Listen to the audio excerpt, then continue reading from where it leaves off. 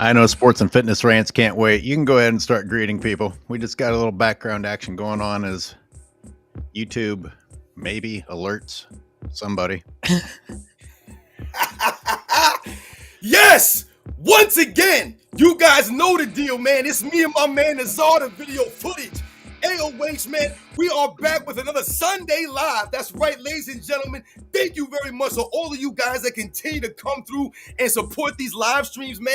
I always tell you guys, it is truly, truly humbling. You know we are coming in once again like Crockett and Tubbs, like Mel Gibson and Danny Glover, like Gregory Hines and Billy Crystal. And I just put out today, my man Jamie Foxx. You guys know the deal. Miami Vice. You guys know we're coming through hard.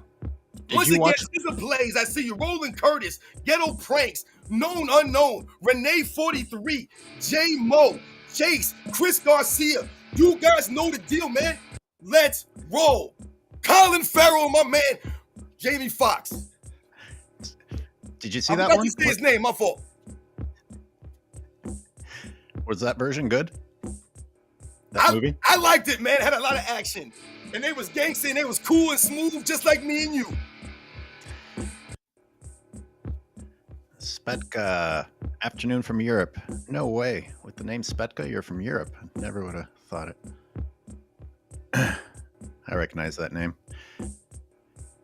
Hey, I see. The usual suspects always in the house, like I said, supporting us. And like I was telling my man AOH, I'm fresh off vacation. You guys probably saw me the other day on Man Down Sports, made an appearance. Like I said, I've been back for a couple of days, but I never really came back until I did it with my man AOH. That's very kind. I've got a question for everybody.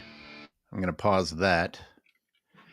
So there's Tubbs loading up, and I have a question. Is that a LeBron fanboy getting ready to roll up on Jeff Teague, or is that Jeff Teague? Because apparently Jeff Teague tried to talk tough later on. He's like, "Oh, I was getting ready to blast him or some shit like that." Yo, Jeff Teague was talking crazy, man. I didn't know Jeff Teague rolled like that. All of a sudden, now, like I said before in my live stream, all of a sudden, now everybody got a weapon, man. Everybody's loading up something, man. Everybody's a crazy man. What do you think of that? Are you even allowed? Very, very dangerous, and I think that's what's going on in society right now. People are dangerous. Are you allowed to say shit like that? I don't know, man, but he said that dude, like I said, almost lost his life. Yeah, I think somebody made a good comment. And it's like, if you're about that life, if that's really you, then why did you backtrack? Why did a couple of LeBron fans who can't be very intimidating, I'm guessing, why did they cause you to not pull it out right then and there? And why did you tell them to relax? Hey, relax, guy. That's what I'm saying. Listen, that's what I'm saying. Like, you can't talk crazy like this because someone might really bring it to you crazy like that. Like I said, man, a lot of people talk crazy. They think that carrying a weapon is smart or it's them being safe, but that only puts you, into me, a more precarious situation. And like I said, a lot of these guys aren't actually trained to carry these weapons. That's why we often see innocent bystanders, paying the price for a lot of these people out here. But like you mentioned, Jeff Teague, stand on it, though, if that's what you really believe. And once again, like I said, that's a dangerous thing for me because we're talking about the sensitivities of someone. Jeff Teague says someone rolled up on him and just called him a B word and said to watch his mouth about what he said about LeBron James, something like that. And then you're thinking about shooting that person? Damn, man, that's crazy. Right. Oh, Christ. As a species, we've just become so worthless that we got to act like, oh, you've wrecked my world by calling me the B word. And you know what? That's LeBron's special rule. That's LeBron's special rule, not the B word. Trigger word. Yep. You gotta be careful out there, man. Like I said, man, be careful. Ladies and gentlemen, be careful. Once again, shout out to all you guys, man. Jesus. Fancy, what up? I must have called like 300 people a bitch in my life. Is my life in danger now? I mean, but listen, like I said, back in the day, man, you could just square up with somebody, you know what I'm saying? If you got into a fight, you never really had to worry about some of this crazy. Like I said, and everybody got, machine guns now. People don't even just carry regular guns now. People got like bulletproof vests and bazookas in their cars and stuff, man. And, it's crazy now. Oh, Jesus Christ. That's why I mind my business, man. I, I guess so. I guess so. Or you just don't say anything and then you go and quietly handle it, but you can't. You leave me alone, I'll leave you alone. Well, apparently telling the truth about sports is stepping out of bounds, that you can't have an opinion anymore. So that you crossed the line by having an opinion already, Robin. That's the world we're living in. That is the world we live in. Am I a public figure now? I'm a public figure. Maybe I'll be in the mall one day and somebody will see me wearing my sports and fitness rants t-shirt out in the mall and they might roll up on me. But listen, let's be real. I've told people on my channel, they know I worked in the jail for over 15 years, man. So once again, there were dudes in the jail that told me they was going to see me out in town. It's a small world. Guess what? I would oftentimes see these people in town. The people that said, I'll see you in town. I'm going to do something to you, officer. And they would see me, and oftentimes I would see these people. What would they want to do? They would want to say hi to me. They want to shake my hand, and they'd want to say hi. Why? Because I respected them. They respected me. The way I treat people, I always try to treat people with the respect. I always tell you guys about that stuff, man. So once again, I earned the respect of a lot of those criminals, man, that I would see later on the streets, man. So when we talk about how you carry yourself and things of that nature, I'm always preaching that on my channel. These people often want to buy me drinks. I remember going to restaurants and these people working at restaurants and they see me and all of a sudden they want to hook me up with something. Now, oftentimes I would tell you, I'm leaving those restaurants as soon as I see them dudes because I don't trust them dudes. You might have put some ball hairs or something up there and just blow some snot in my food or something. So anytime I seen the people working in restaurants, I told me and my girl, we up out of here. But once again, those people never did harm to me. Okay. So when you say they said, I'll see you on the street, they meant in a good way. I'm looking forward to seeing you. No. Oh, so wait, they threatened you and then they were cool later? That's what I'm saying. That's what I'm talking about. Remember, everybody has an image to maintain. So when they see you on the inside, you're a correction officer. So just because of who you were. Laying down the law. You weren't a prick or anything. It's just because you were an officer. That's the way it goes sometimes, man. You know what I'm saying? Like I said, I'm a military man, so I keep things militant. And oftentimes when you're keeping things militant, you might get into some confrontations, some altercations, some verbal back and forth with some of these guys. And they would threaten my life and tell me they're going to see me in town. And I would see these individuals in town. I would see these people. And what I'm telling you is that they would often come up to me and be like, yo, what's up, man? Yo, man, much love to you, man. Much respect. I know why you was the way you was. I get it. You know what I'm saying? I never disrespected people. You know what I'm saying? That's why I said, if you carry yourself a certain way, you earn the respect of people, even people who are criminals or people who maybe you think are not going to be nice to you. But I would see these people, they want to buy me drinks. I'm talking about these are the scenarios that I've been in my life, man. So that's why I'm always trying to preach these things to people out there. What Jeff Teague is talking about, you're putting yourself, once again, in a dangerous situation when you're talking about first of all, if you're carrying a weapon, and I know we're going off into some other stuff because that's what me and my man always do out here when we do these lives. But when you're talking about carrying a weapon, let's be very clear here. You're putting yourself out there now. Don't need to tell people what you're doing or what you have on you, man. Keep your mouth shut, man. Getting your freedom back can really take some weight off of your heart. So I'm guessing those guys were ready to make peace once when you're still in prison. I'm sure you're full of anger. Hey, we got our first. Remember, ladies and gentlemen, there's a difference between jail and prison. Those are two very distinct, different things. I worked in a county jail. All right. So oftentimes these people are going to get released. They're not convicted of a crime or a felony or anything of that nature. So that's why I'm always telling you, you treat people with the way that you would want to be treated yourself. You're going to earn the respect. Like I said, the point that I'm making here is that these people had no reasons to not be my enemy. I gave them every reason to do harm to me on the outside, but I earned the respect of these individuals because of the way that I did my job. Now, I can't say the same for every officer that might come in contact with somebody on the outside because maybe they were dirty, maybe they were deceiving, maybe they did things in a manner that they did not have the respect of those individuals. So that's why I always tell you it's very important how you carry yourself and to remember to hold yourself to those principles. We have our first super of the day, and it's the real Siberius, who, by the way, has his own channel, and I need to remember to go take a look. I'm feeling accomplished. I got my first fanboy on my channel. I feel validated now. Excellent job on Man Down Sports and Fitness Rants. Oh, yeah, you had a live appearance recently.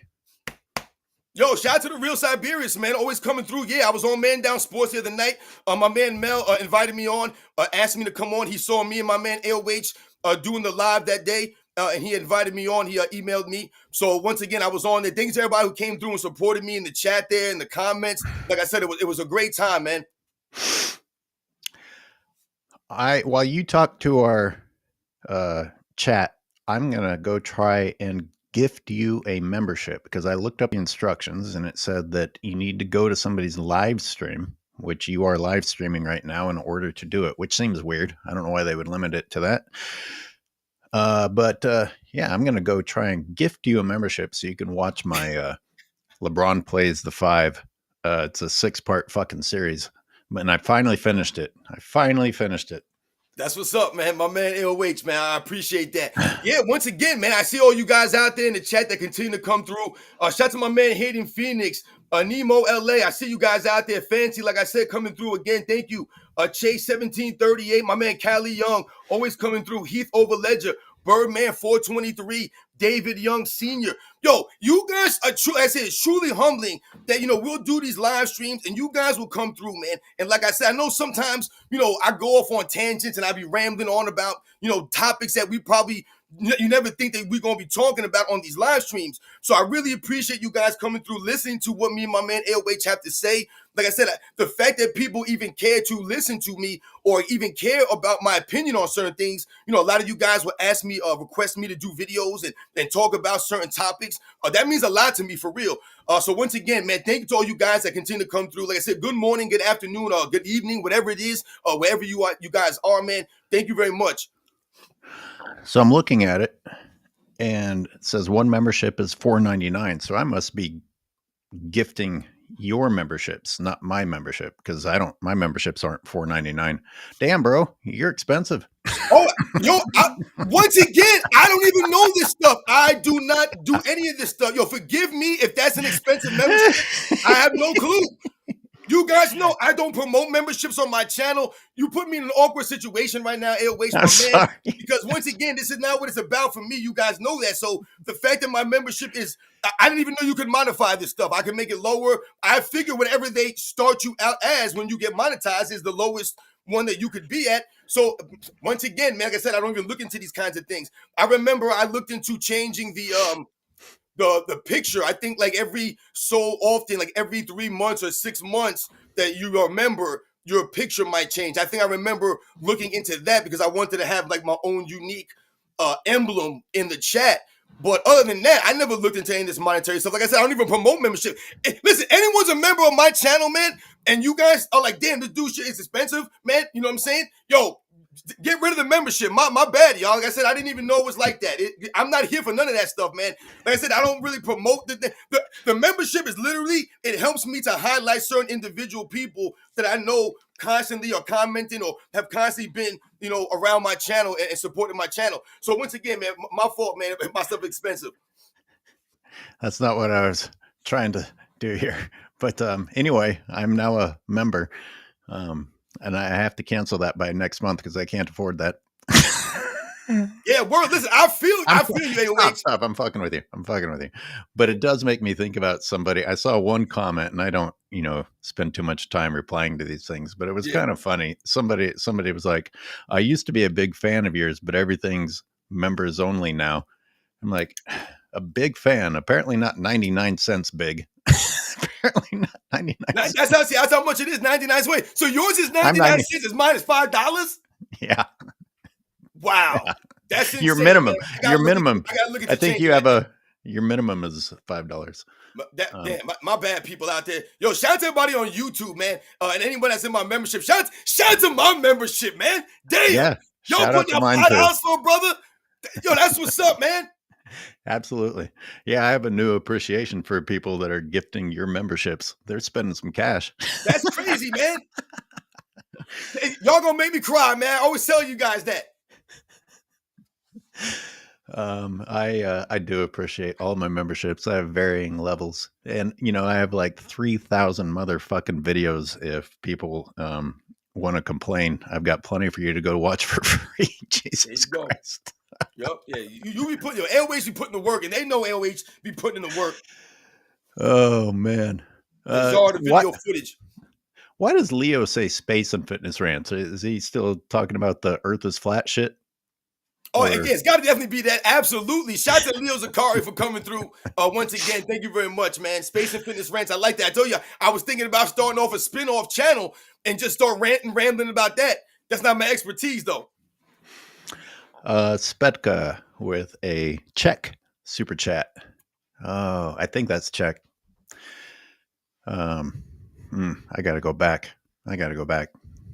What a great place. Any celebration plans for 50K subscribers? Oh, wow. How nice of you to notice. I guess that is coming up. Or am I there? You blowing up, man. I mean, 50,000. Crazy.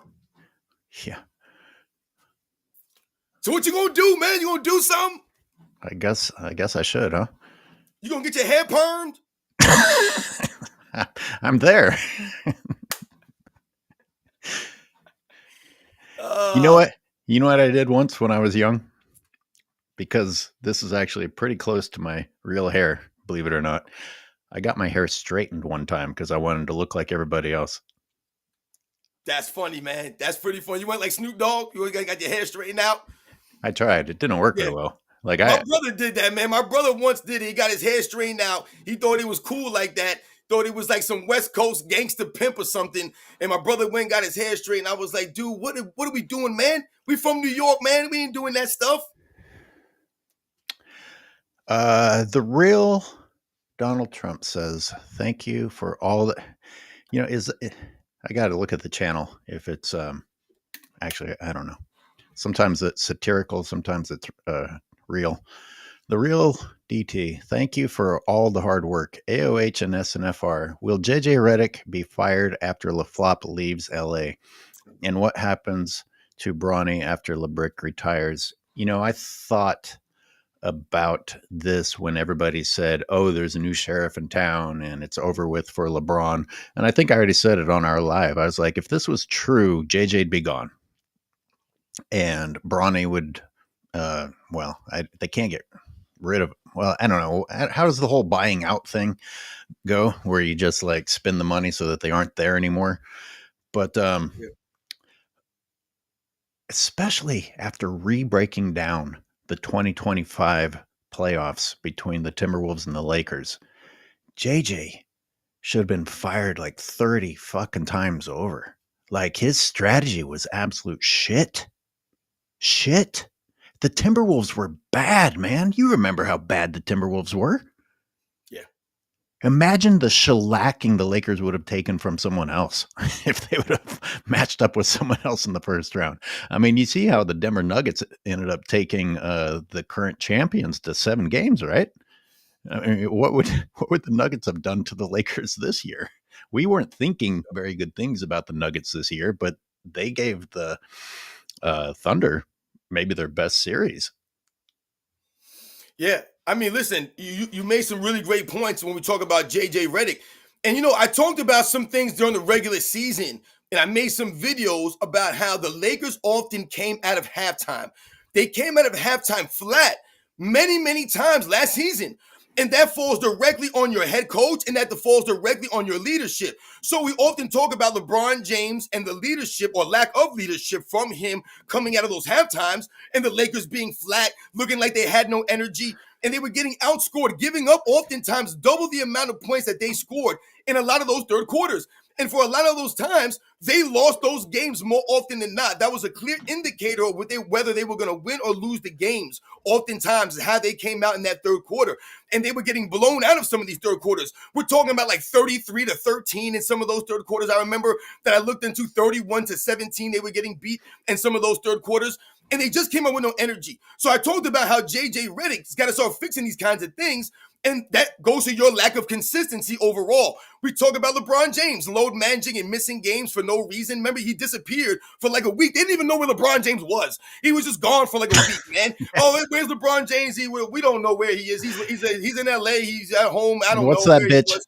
He's And in the what's that? guest house somewhere, man. You know, these are the kinds of things that were happening. Like I said, you make a midseason trade with Anthony Davis for Luka Doncic, man, and we're talking about JJ Redick now. So whatever happens this year, they're setting it up again, like they do every season, guys. Every year. I remember Darvin Ham's last year. I remember going into that season, and I did videos on this.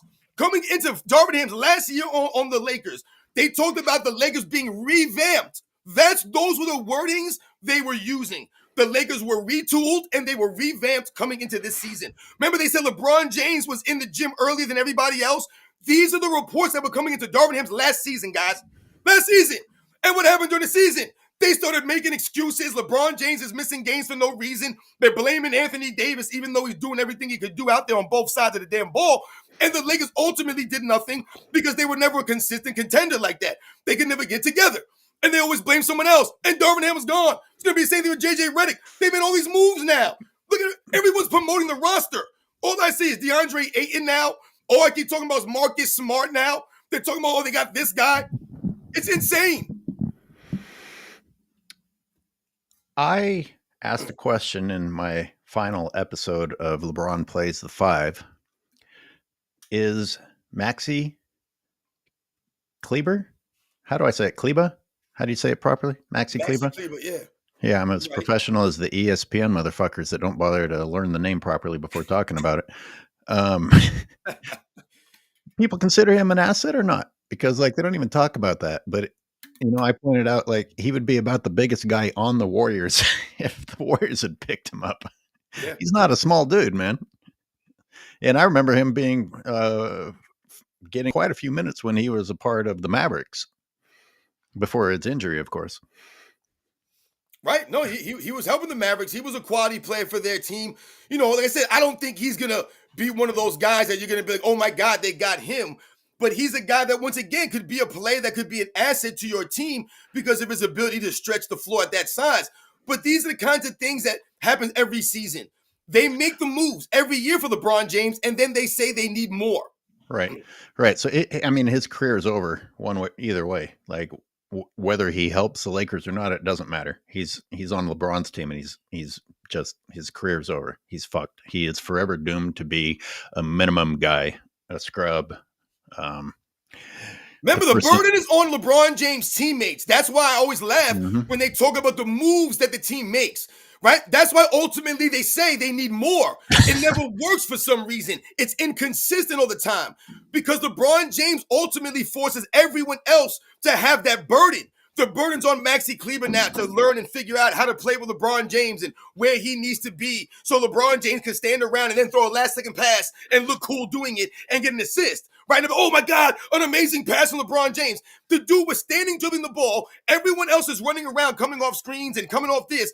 LeBron James looks away for no reason and makes a pass. And all of a sudden, it's on his highlight reel. Oh, LeBron James with the look-away three pass. Come on, man, that's what's going on. So the burden's on all DeAndre Ayton, the burden's on him. It's on Luka Doncic. All these other guys got the burden on them to make LeBron James look good. Can somebody gift Sports and Fitness Rants a membership to my channel? Drop it the 99 cents because I can't figure it out, apparently. My stupid ass. But we've got Untamed Scribe, which is a fairly new name to me. And he became a member and said, nice. I just became a member. AOH, Sports and Fitness Rants is next as soon as the price drops. Oh, there you go. See, once again, he's kidding. I didn't realize it was a thing. He's kidding. I thought I was right. I'm not going to joke about it anymore, man. You're taking it too seriously. We know. No. I'm just saying, like it's funny that yours is so much lower than mine, and I didn't even realize it was like a thing. Like I said, my members are hardcore, apparently, man. So shout out to my members again, man. Thank you very much. I have a clip of Maxi and LeBron James from my breakdown that I wanted to feature today. And just so everyone knows, we have Jim self-researched NBA facts coming on today, and we have McZuggins coming on today. McZuggins has a revealing look at what LeBron has done to players over the years that he Here we wanted go. to share. And so let me get my Maxi Kleba part out of the way then. Let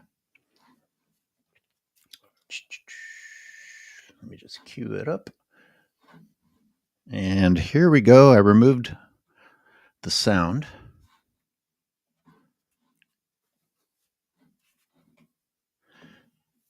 And let me start this over. So I'm genuinely confused, Robin. I'll be curious to watch everybody see. You got Maxi here in the middle about to pick up Naz Reid. You got LeBron over here doing nothing as usual.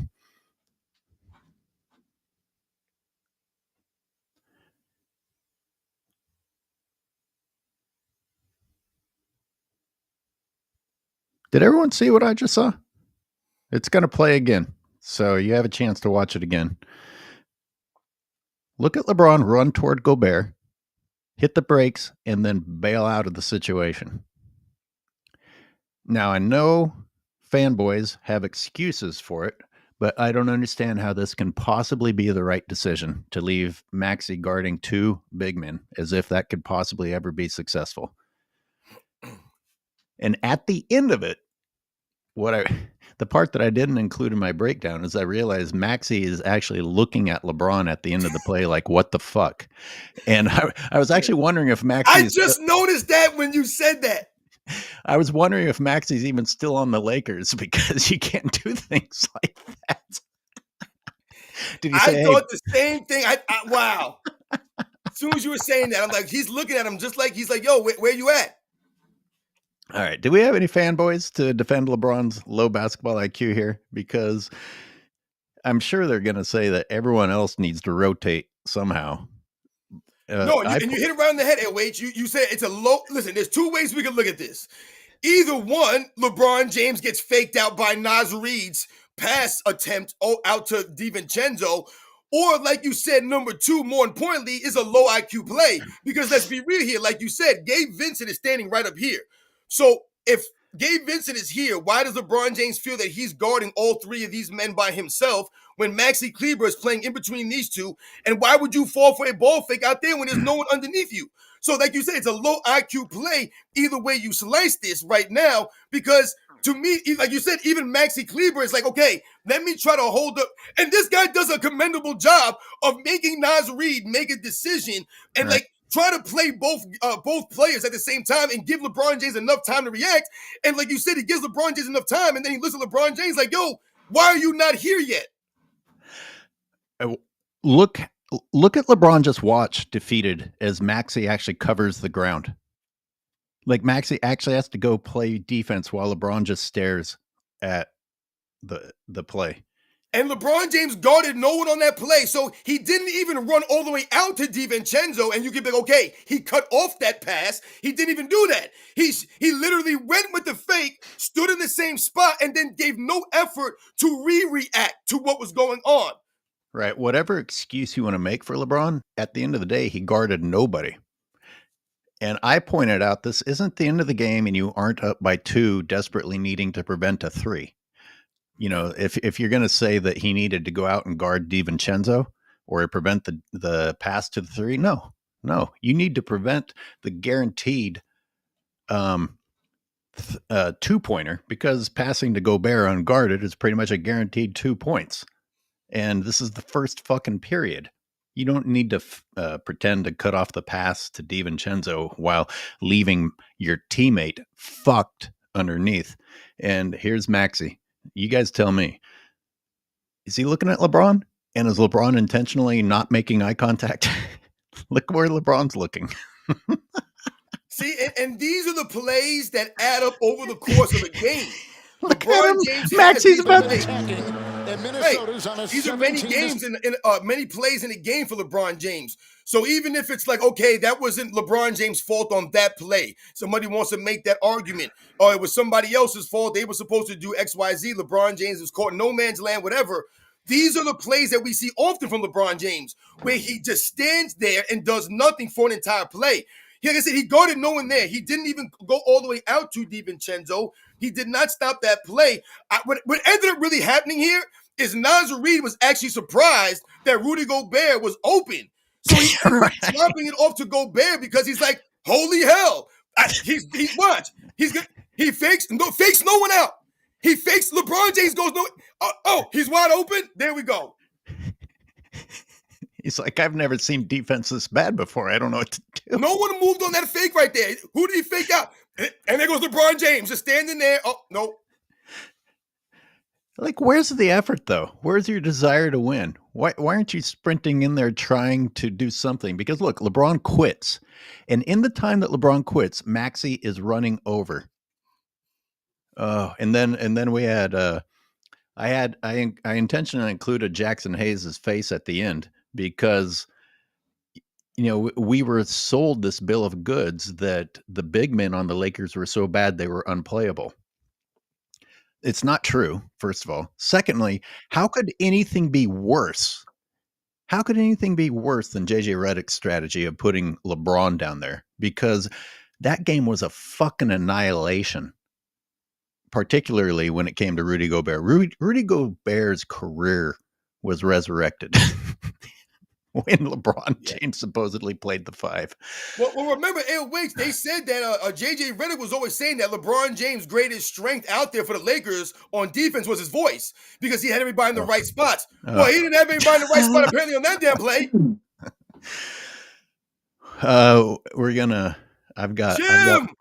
I've got more random topics to talk about, but we are going to switch over to self-researched NBA facts. And I'm going to remove this from the scene. There we are. And I don't even know what you have in store for us today, but I know that you did your research, so I'm looking forward to it. What do you got? Morning, fellas. How you guys doing? You all right? Hey, good morning. Yeah, what's up, Jim? Good morning, man. Good. Man, I put out a video this morning that, wow, I didn't realize there was that many Kobe guys out there, but I just pointed out something that I didn't know if it was common knowledge or not, but he took more blowout, closeout losses than any all-time great by a mile. He got beat 110-82 in 2003 by San Antonio. He got beat 121-90 against Phoenix in 2006, 08 Boston 131-92. That was 39 points. And then Dallas 122-86, which is 36 points.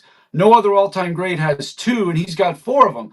So I presented it more of a question, how this happened, why? Is there any one good reason for it?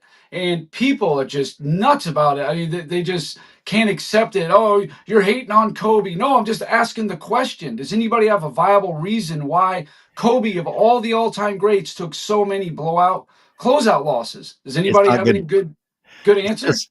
It's a fair question. It's just not good timing. Like, I put a video in the members section saying, like, I don't feel like talking about any of my criticism of Kobe anymore because these other assholes have just made the whole thing so gross. Oh, yeah. They're in some ways just as bad as LeBron fans. And I hate to say that, but it's like, wow, you guys need to calm down a little bit. It wasn't even criticizing him. Like I said, I was just wondering, what was it? Was there any one thing? Is it just an anomaly? But, they took it all as if you either got to have him as number 1 or number 2, just like LeBron, or it's pure hate. You think you're hating on Kobe if you don't. And I just think that's ridiculous. Is this the topic that you wanted to present today? Or no, is it just, no. Okay. I just wanted not at all. I was just throwing that out there and see if I could get a little bit of response from anybody. But I think that you're right, LH. I think that it's part of it. It might be the timing of maybe of Jim's video or whatever. G-Mac and Gilbert Arenas make me feel like I don't want to be in their category. I don't want to say anything gross right now because I think that what Jim does. I mean, listen, let's be real, man. Jim is just one of the honest YouTubers out here, okay? And he's basically just presenting you information. And like he's stating in this video, I don't know the comments you were getting. I can imagine, because like I said, I'm my channel, so you can imagine the things that I get. But what I'm saying is, like, you're giving people, the hard truth sometimes is hard for people to handle. But I think in terms of Kobe Bryant, and you're asking what does that mean, or why did this happen, or why is that? Now, you're talking about these are the games after the Shaquille O'Neal stuff, these games happened. I didn't remember hearing the dates on those games. One of them was Shaq's in 03 against San Antonio. Like that would have been they were going for a four-peat Right. basically, and they got beat in that one 110 to 82. Okay. And then the Phoenix game in 06, game 7, the one where he stopped shooting, people Right. say, okay, that's one. But 08 Boston in the finals in game 6, and then 2011 against Dallas in game 4. I don't know. It is an anomaly, but like Charles Barkley got eliminated every year of his career. The worst closeout game loss he ever took was 18 points. I'm just wondering, what is it specifically about Kobe that led to him getting beat down that many times? I don't So know. did Is you there a good answer for it? I Okay, so you think just asked the question, you didn't solve it? well, I think the interesting thing, just hearing those teams, right there, all of those teams except for maybe the Phoenix team that was 07, I think that was. You said 06. 06. Every one of those other teams that you mentioned, the Spurs, the other team, the Mavericks, and the Celtics, those are all champions. So the 11 Mavericks, they won the championship. Obviously, the Celtics won the championship in 08. And then we talked about the Spurs in 2003. They won the championship, the Spurs in 2003. So when we talk about just those teams, not the Phoenix Suns team, then that means you lost and got blown out by the champion, and you got beat by a team that may have been better than you. And that's what ended up happening, because let's be real, and I'm not saying this is an excuse for Kobe Bryant and stuff like that or any of this stuff, but I'm just thinking about, like, I think that's what some of this may come down to, some of those moments. I think that is very interesting, that you even found that research out, Jim. You say comparing it to other all-time greats that may have played in much more of those scenarios than Kobe has, and may have been more susceptible to getting blown out oftentimes. I remember the Utah Jazz in the finals. I don't know if it was 97 or 98. They got blown out by the Chicago Bulls. That might even still be the record for a blowout in the finals. They beat the Jazz had like 54 points in that game or something like Yeah. that. They got Yeah. completely dismantled by the Bulls. Right. And the Jazz that was the same team that was, beating really good teams in the Western Conference. So, I think sometimes it just comes down to you lost to a really good team. Yeah, and that may that be 06 Suns team, I think they were the number one seed anyway. The fact that the Lakers were even in a 7-game series, a lot of people were looking at the Suns like, yo, what's wrong with you guys? right. And it may be just that simple, like I said, but it just stood out like a sore thumb, because being closeout games, meaning you're facing elimination. Yeah. And to get blown out that many times and that bad, it's just weird, it's just very strange. But anyway, that's all. I just, like I said, I'm just going to put it out, see what anybody in That's the good research, comments Jim. had to say about it. That's all. But what I was going to present was, I did do a video a couple days ago about how LeBron ranked higher in turnovers than he did assists in 17 of his 22 seasons. I don't know if anybody ever knew that. Now that's different than assist turnover ratio. One year somebody might have been way good at assist turnover, maybe not so good another year. But this year, to me, and you're also being compared to your contemporaries, how you did year in and year out. 17 times you ranked higher in turnovers than you did assists. That's gotta be pretty telling right there, I think. And I looked up Michael Jordan, who's really not a great assist guy, and he had plenty of turnovers. 6 years he ranked higher in assists than turnovers. 7 years in turnovers for the 13 full years that he played. And most players, that's what it was. Larry Bird was 6-6. Nikola Jokic ranked higher in assists more often than turnovers. John Stockton was a perfect 19 for 19, never ranked higher in turnovers. But then you got LeBron James ranked higher 17 out of 21 years. That's astonishing to me. I don't know if anybody even knew that, but when I was going through it, it floored me. I didn't realize it was that bad. Yo, Go ahead. no, Jim, that's crazy, man. And like, yo, there's two things I immediately thought of when you were just talking about what you just mentioned here, when you talked about LeBron James versus the Michael Jordan and the numbers, things of that nature. I want everybody to understand what AOH highlights. A lot of these people highlight their video footage is oftentimes LeBron James getting credit for assists that we know are not really assists. So let's think about that angle. Also, let's think about how many times we see on the video footage that LeBron James does not get called for the travels or the carrying violations that he clearly makes right out there on the basketball court. So if we think about just those two numbers alone, that means LeBron James turnovers are actually higher than they really are being counted by, and his assists are actually lower than they actually should be. So those numbers are almost a 1-for-1 when you think about LeBron James, when you watch him play. That's why I said LeBron James will make a simple pass, try to make it look more spectacular than it really was for no reason. So he looks better. He looks like he's more dynamic. Secondly, I thought about Michael Jordan and what you mentioned. When you look at Michael Jordan early in his career, sometimes Michael Jordan would have the ball with the shot clock running down low. He might get a turnover for a shot clock violation because no one else is shooting the damn basketball. The ball goes around the horn, comes back to a young Michael Jordan. Also, let's think about it and understand something. The people who actually watch this stuff growing up.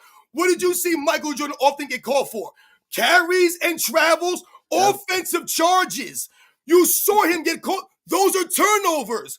What you didn't see often from Michael Jordan was what you see from LeBron James. Stumbling and bumbling on the basketball court, dribbling the ball off his feet a lot, hitting it off his legs, throwing bad balls out of bounds, hitting people in the face with passes, throwing balls to the referee. You see LeBron James having these lot of big fumbly turnovers, these bad dribbling turnovers, these lack of fundamental turnovers. They don't call LeBron James for the offensive foul turnovers or the traveling and carries. I see Michael Jordan in any game you watch get called for plenty of carries and travel violations out there on his game, man. Yeah. Oh, yeah. I've done videos on that too. Absolutely. Jordan, when he was younger, he was a little more careless with the basketball. He was. But when he got older, he was a lot more careful with the ball, but he was no longer getting 6 and 7 assists per game because they relied so heavy on his offense. I mean, look no farther than 1998 playoffs. I mean, he was just carrying that team offensively. But for him, I thought for sure he would have ranked way higher than LeBron did in turnovers and assists for year-by-year basis. But no, not at all. LeBron just dwarfed anybody I looked up. Didn't matter who it was. Trae Young is the one guy who's about like a young LeBron, basically. He's the turnover king. He does get assists, but he puts up a lot of turnovers too. But I don't know that much about his game. But hey, Jim, I'll give you one guess. You know, Robin's wide open on my left.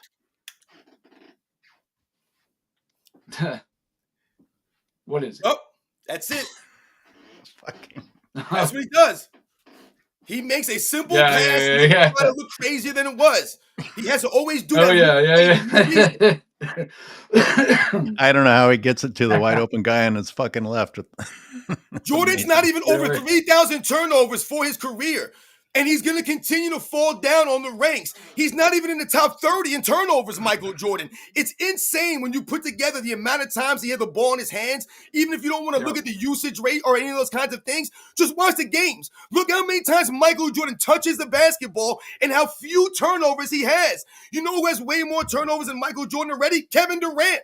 Blew Michael Jordan out. They keep talking about how efficient Kevin Durant is. That dude's a turnover machine. Like you mentioned, Jim, Michael Jordan's turnovers went down in his career. He never averaged over 3 turnovers in the second half of his career. They all went down. He was smarter with the basketball. He played within the system. He allowed the guys to do their jobs. He didn't overdo things. LeBron James, he was like 3rd this season in turnovers per game. Just this year alone. That's insane. Yeah, that is Jim. insane. That is. Jim and I have pulled up clips from the past, including the later part of Jordan's career. And it's important for people, as you alluded to understand that we're not talking about these stumbling, bumbling, dipshit turnovers that LeBron does. We're talking about refs calling Jordan for putting his foot down a microsecond on the first step before the ball hits the floor. I mean, they called shit harder, and they called it on Michael. They did not. Oh yeah, Michael and not. There, like you were saying, there's clips, and I think you used the exact same clips where he would lead with his shoulder or forearm, bam, whistle immediately. He didn't get any special treatment on that stuff. That's why I said when I go back and watch the games, I'm not seeing anything from the announcers or the fans because they'll let you know that Jordan got away with anything. I just didn't really see it. Now maybe I need to watch even more footage. I just don't see what people are talking about how he got away with all this stuff. I don't see it. I go back and watch. I never find it. I'd like to find even one clip. I just don't find it. LeBron, it's countless.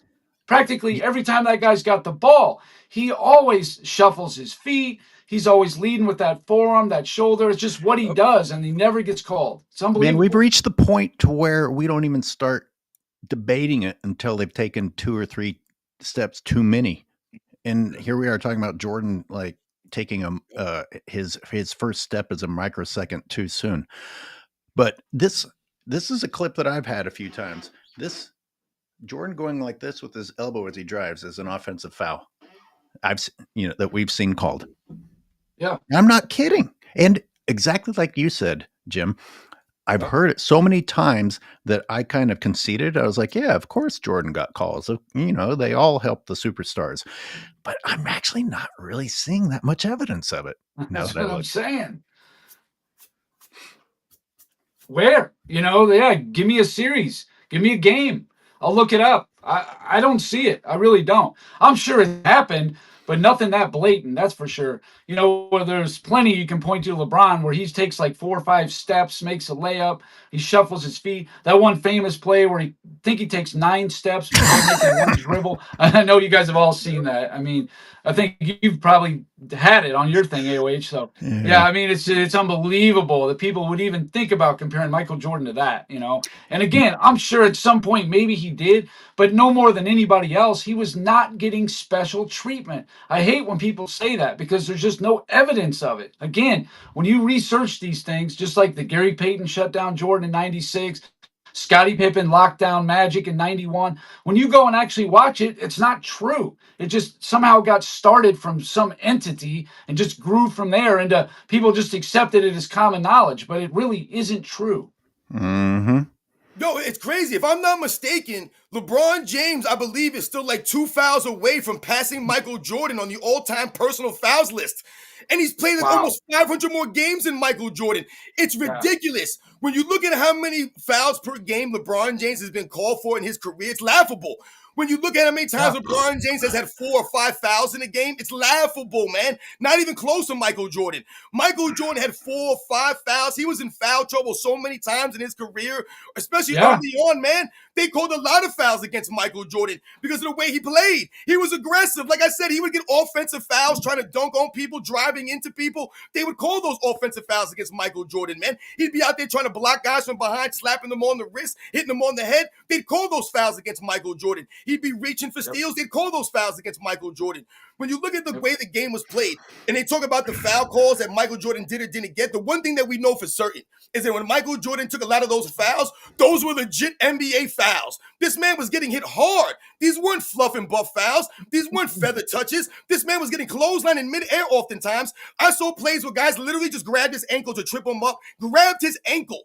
Just grabbing his ankle. We're talking about getting clotheslined, slapped in the face, all of these things, man, throughout his entire career because that's the way the game was played. So when we talk about getting fouled or not fouled, he earned those fouls, man. Yeah. Jim, you want to, we got to catch up with some supers. You want to hang out with us and answer some supers? Yeah, no problem.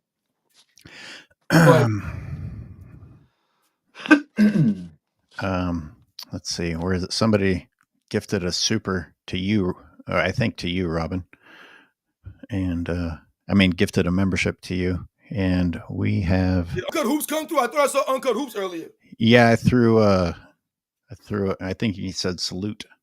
He may have added some more because I think we're way behind at this point. So yeah, my bad, Uncut. I didn't know. I think I saw my man Mel from Man Down Sports too. I think I saw him earlier. My fault.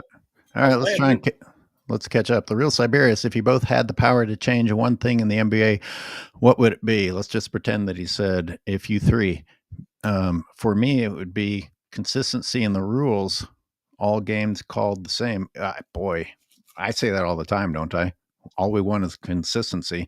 It doesn't make it enjoyable to make lists of the all-time greats. It doesn't make it enjoyable to compare people from the past. They're not playing the same fucking game anymore. So yes, I would like consistency of the rules. I think I'm going to go with you, real Siberius. Yeah, I agree. Me too. Yep, absolutely. Yeah, so calling travels and carries and the moving screens, all that. Yeah. Well, all these players supposedly are so skilled now, right? I know you've said this, Robin, probably several times, but why do they need advantages then? Why not take it all away from them? Bring back hand checking. Hell, even take away flagrant fouls. Let's see how skilled they really are when they got to deal with that. You're right, Jim. I agree, man. Like you said, man, put it all like you said, like it used to be back in the day, man. Just officiate the game. Call it like basketball. Yeah. Yep. The more skilled guys need more advantages. The more skilled guys look like me at 5 years old learning how to dribble. Jesus Christ. Yeah, it's really sad when the pioneers of the game were held to the highest standard, and the standard has been lowered to complete crap. Where, like we said, we don't even recognize it. But then they'll try to say that those guys were not good and weren't doing anything. They were held to the highest standard of all time, and that's the sad reality. They were pioneers. They couldn't watch film of guys doing it. They couldn't do that. They had to do that stuff on their own. Bob Cousy couldn't study Magic Johnson. He was doing this stuff on his own. He's a freaking pioneer, man. That's what that word means, guys. They couldn't watch tape. They were the guys putting the tape out. They were the ones that they were watching. They were like, oh my God, Bob Cousy, I want to try that. But Elgin Baylor, they couldn't watch film. Dr. J watched him. They're pioneers, man. Anthony Mason says, at this point, we need MJ to get on that Balco and one-on-one LeBron James. Got to end this debate once and for all. There isn't one. It's all fake. We're all going to stop saying that LeBron has 4 chips. We're going to stop saying that there's a debate. It's all bullshit. But, for the people that, LeBron fans are so weird. They'll be like, oh, well, taking steroids isn't even an advantage. I'm like, they'll say anything. Yeah, okay. But you know what would highlight that? I think that Michael Jordan, even in his old age on some Balco, would probably destroy LeBron James. It's the recovery, guys. They get the recovery and all of that stuff, man. That's what a lot of these guys are using this stuff, man. Like, that's how LeBron James and a lot of these dudes, come on, man. Your recovery is crazy with this stuff. Isn't that what Jeff Teague was talking about specifically? Let me tell you, that Hawks team, I remember because they had a good record for a while. And then I saw a team photo of them. I'm like, this is the softest group of people I've seen in my life. You can't tell me. They looked like they were skin models or something.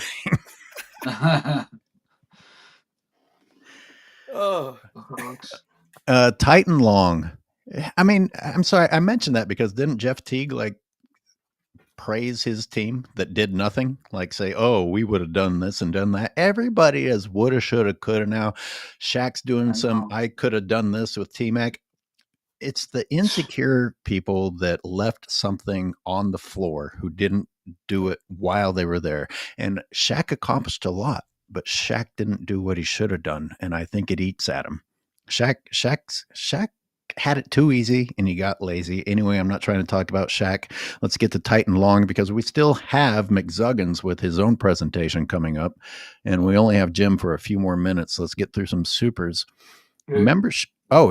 Membership gifting all starts at $5, no matter what the entry level price is, and random to the chat. Well, you can go in and modify it because I definitely have a 99-cent one. Okay.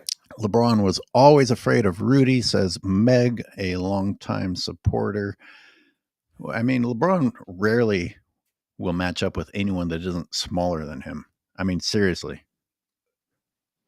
It's amazing that he hasn't accomplished more, considering that he's always had the size advantage at his position. Yeah, that's we talk about LeBron James, man. That's his problem. He has that bad reputation. So when you make a play like that on the court, regardless of whatever his fans want to say, or even LeBron James himself wants to make excuses in the post-game press conference for whose fault that may have been on that play. Like you said, he has a reputation for not wanting to go down low and bang with these guys and go down there and earn it. So he didn't want to come over there and bang with Rudy Gobert and try to, challenge that shot to the rim. He likes to come from behind against short guys, guys who are 6'3", 6'2". He wants to go against guys who are like a foot shorter than him. You know what I'm saying? I'm not mean like short guys. I'm talking about, guys who are shorter than him. That's what LeBron James likes to do. He don't want to go up against somebody who's big like that and get an elbow in the face or something like that. That's why I laugh when they say, oh, LeBron James would dominate the 80s and the 90s. He would not, man. He's not. What makes you believe that he's tough enough to take an elbow in the face? That's going to be a commonplace. You're going to get elbowed every play in that era, and no one's going to think about it. No one's going to call that a foul. You'll get your clock cleaned out there, and it's a common foul. No one's getting suspended. No one's getting fined money. No one's getting booed. No one's like, oh, man, this guy needs to be shot out here. That's a common foul. A common foul. These guys now, they throw themselves harder than they get fouled these days. They make the landings awkward. When you see these guys up in the air, oftentimes they throw themselves in a manner which makes the landings awkward for them. It's ridiculous what they do. It's insane. Yeah, LeBron James does things that go against natural instincts if you have a real injury. Like, whether you're a tough guy or not, if you are nursing an injury and you're making a shot, you don't do stupid things like the exaggerated dunk and the looking at the rim as you stumble out of bounds needlessly, further risking injury to your already injured body part, which of course is not actually injured. Let me get to Jolly Joshams. Yep. Good to see you, Jolly. Jim, you don't have to stick around. I appreciate you giving us your time and highlighting the turnover ratio. Not that I'm All right. kicking you out, Yeah, that's but cool. Yeah. you can stick around. Uh, You can leave. You know what? You have the power. You just Yeah, heck, turn no, it it's off all whenever right. you want No, to. it's fine. I said pretty much all I wanted to say, and I will on one thing that Robin said there at the end sure. that people like Gilbert Arenas have made mention about how the 80s and 90s was physical, but it's just a hard foul. But it was also a deterrent that people did not want to come in the lane and get checked like that, get blasted, get knocked on the floor, and risk an injury, ruin your season or whatever. That's the deterrent of it all that these people aren't realizing. Again, people who either didn't watch it back then or just love to crap all over it, whatever the reason is. That was what it was all about. Was Detroit this great skilled team? No, but what they did is they were willing to go out there and get bloody for it, and then you had to match that or you'd have to deal with that somehow. Yep. That was the whole point. It was a deterrent to not want to come in the lane to get knocked on your ass every time. That's what it was all about. Not just, oh, it's a common foul. Missed the whole point on that. But all right, I'll talk to you guys next weekend. Enjoy your week and keep doing your thing, you guys. You too. Thanks, Jim. Yo, for All real, right. Jim blasted on his way out. I like that. Uh, my breakdown of Game 5 is fresh in my mind, and there's at least one period in which the only thing that LeBron James made buckets, and he only made in one period he only made 3, another period he made 4, and these were during his better periods because we know he disappears entirely in the fourth. They were all uncontested dunks or layups. It's like in a playoff game, somebody contest the fucking layup. Yep. Somebody make the deterrent. The deterrent is what I'm thinking about here. As Jim pointed out, there was a deterrent because you knew what was coming. There's nothing coming for LeBron. He's got easy access. The only thing LeBron has to worry about is his goofy ass fucking exaggerated landing after his uncontested dunk. Right on the money, AOH. Exactly, man. It's the mentality. That's what Jim and that's what you're talking about. It's the mentality. It's a deterrent. So you have to make up that decision in your mind. That's a mental decision that you have to make. Are you going to go in the lane all night, the whole game? Or are you going to go in there the first quarter and take a couple of them elbows, a couple of those knees, a couple of those shoulders, right? And get knocked down to the ground a couple of times and then stop after that? Or are you going to continue to take that abuse? That's what I always respected about Allen Iverson. A lot of times people knock Allen Iverson's shooting percentage, and they'll be, oh, Allen Iverson was a shot chucker, and Allen Iverson shot only, whatever percent he shot. But Allen Iverson was willing to put it on the line every single night. And that dude was small, man. I told you, he was 6 foot tall in heels, man, 160 pounds. And he took that beating over and over and over again from those big players, getting knocked down over and over and over again. And he never stopped in the first quarter. He just kept coming all game after you, man. I never read Jolly Josham's Super, so let me finish it.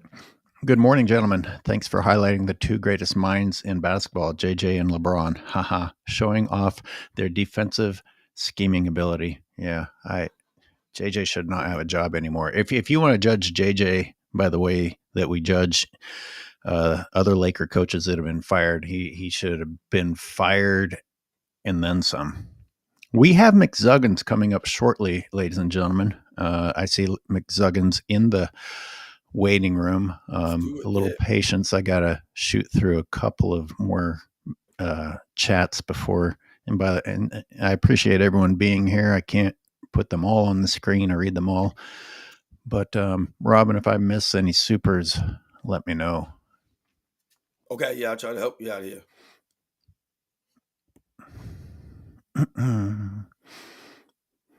Looks a little light on the supers, or maybe I just can't even see them. Yeah, I feel. When's the last time you won? I got one over here. Hold on. Is that Uncut Hoops currently in the chat? Yeah, minutes ago, but go ahead and read that. Uncut's actually a LeBron was member of the my first channel. Thanks player for that. ever to record multiple 10 turnover per game games in the playoffs. It's fucking 10 crazy. turnover games in the playoffs. That's crazy. What was that post I made the other day? And I think I Crazy, Uncut. probably took this from a Uncut Hoops video, or no, I was reading an article. He shot like 4 for 18 or something and had 10 turnovers. I was just like, how the fuck is your team supposed to win? 10 turnovers. That's crazy. The first player ever, multiple 10 in the playoffs. That's in the playoffs, guys, when it matters most. And you're having those kinds of turnovers in the game. And like I said, what they'll do is they'll say, oh, LeBron James was playing with bums. They'll blame the teammates. It never really matters how bad LeBron James was in a game or in a series. Because remember, these are multiple games that LeBron James had in succession in a lot of these runs that caused his team to ultimately not win that series.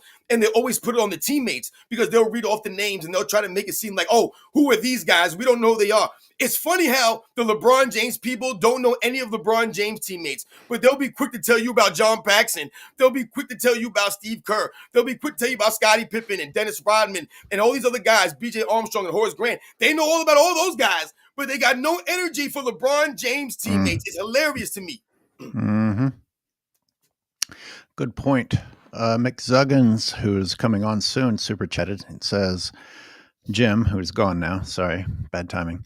If we count LeBron's turnovers as assists for the other team, does he beat Stockton? Jeez. No, I mean, listen, and that's the facts because that's the reality. And like we said, LeBron James is not even getting called for a lot of his turnovers. I see. Some, I don't know if the super chats are showing up for both of us, or at the same time. I don't know. They should be. Who do you see? I see Roland Curtis sent the super. Okay, maybe I'll get down to it. If not, we'll Cameron Peterson. The reason people think MJ got away with calls. Oh boy, this is from a long time ago. Wow, $20. Thank you, Sonny. With calls because other team would say this in the media, hoping to force the refs to make calls on MJ to show they were not biased. It was a strategy by other teams and coaches. Wow, that's a great point. And here's where it gets really crazy. LeBron James gets all the calls and still complains to the media, still complains to the league. And guess what the league does? They turn around and reward him and give him even more calls. This is a great super by Sonny Woods. Really great comment. Thank you very much. I hope you're still here. Sorry that we get behind these guys. Like I said, I ramble on and I take up the time. Sorry, guys. But yeah, that's a great point that you're making. And like you said, it often, that's the reality. The Jesse Glad Saget. Good to see you, Jesse. LeBrick has 5,471 career turnovers. MJ and Kareem combined have 5,451. Wow. And it's funny. I did a video about this kind of thing, and I talked about when Kareem first came in the league, they didn't really count turnovers and things of that nature.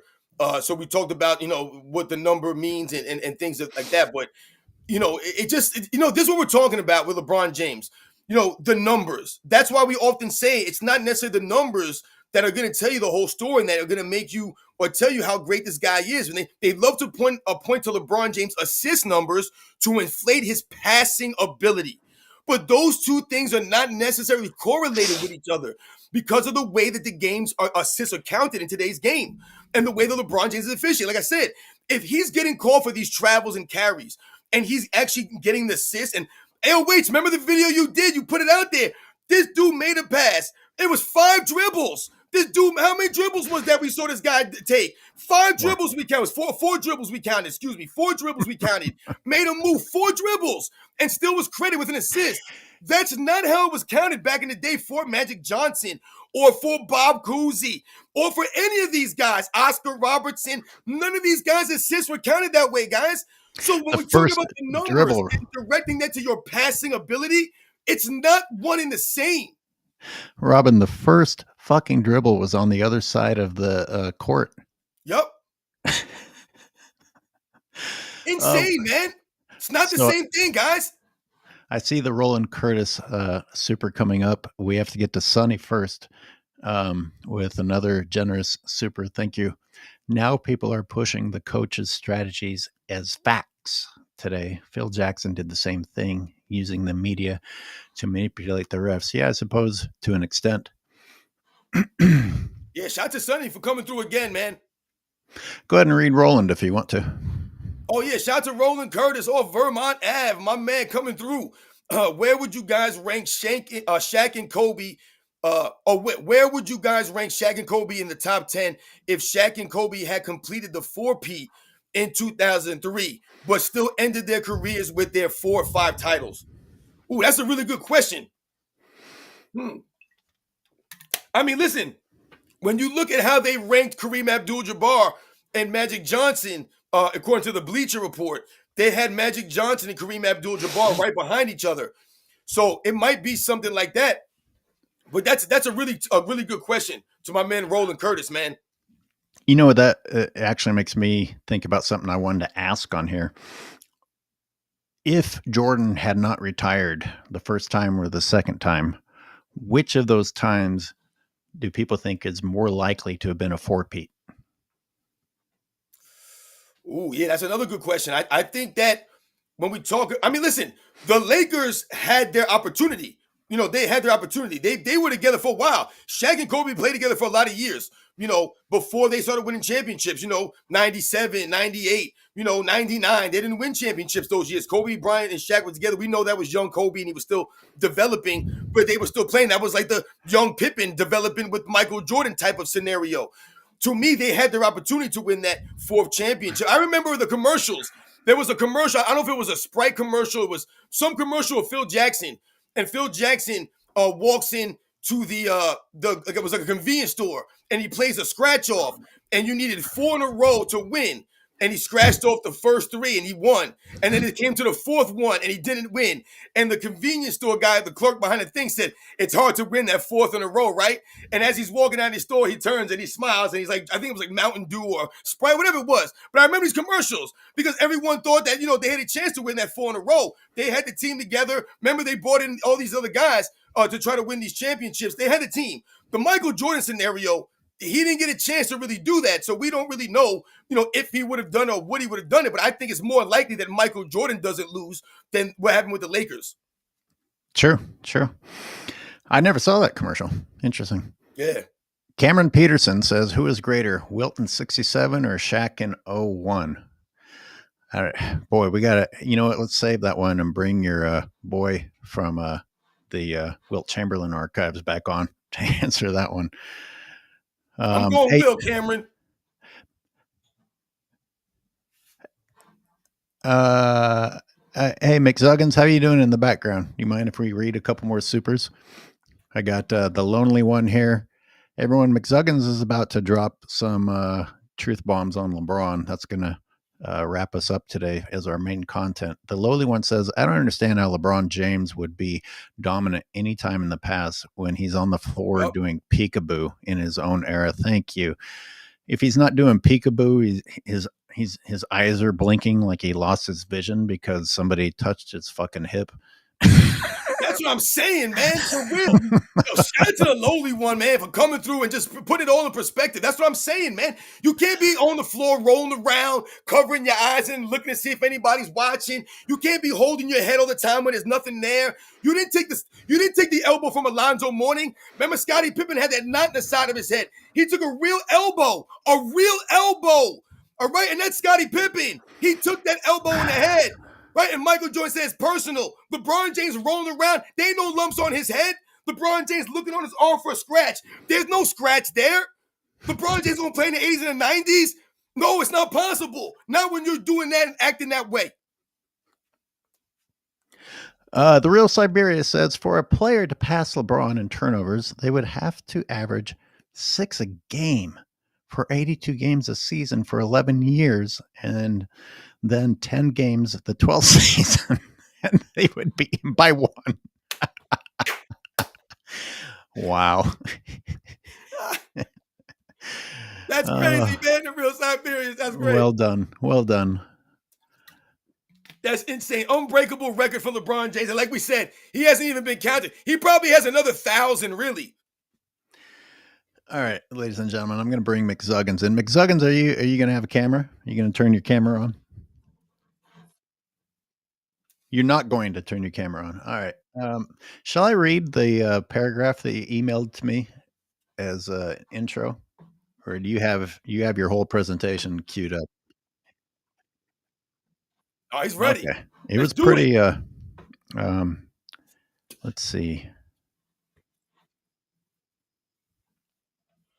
A different view on it, sort of something you will not hear on ESPN, but if you look at it this way, suddenly it all makes sense, it all comes together.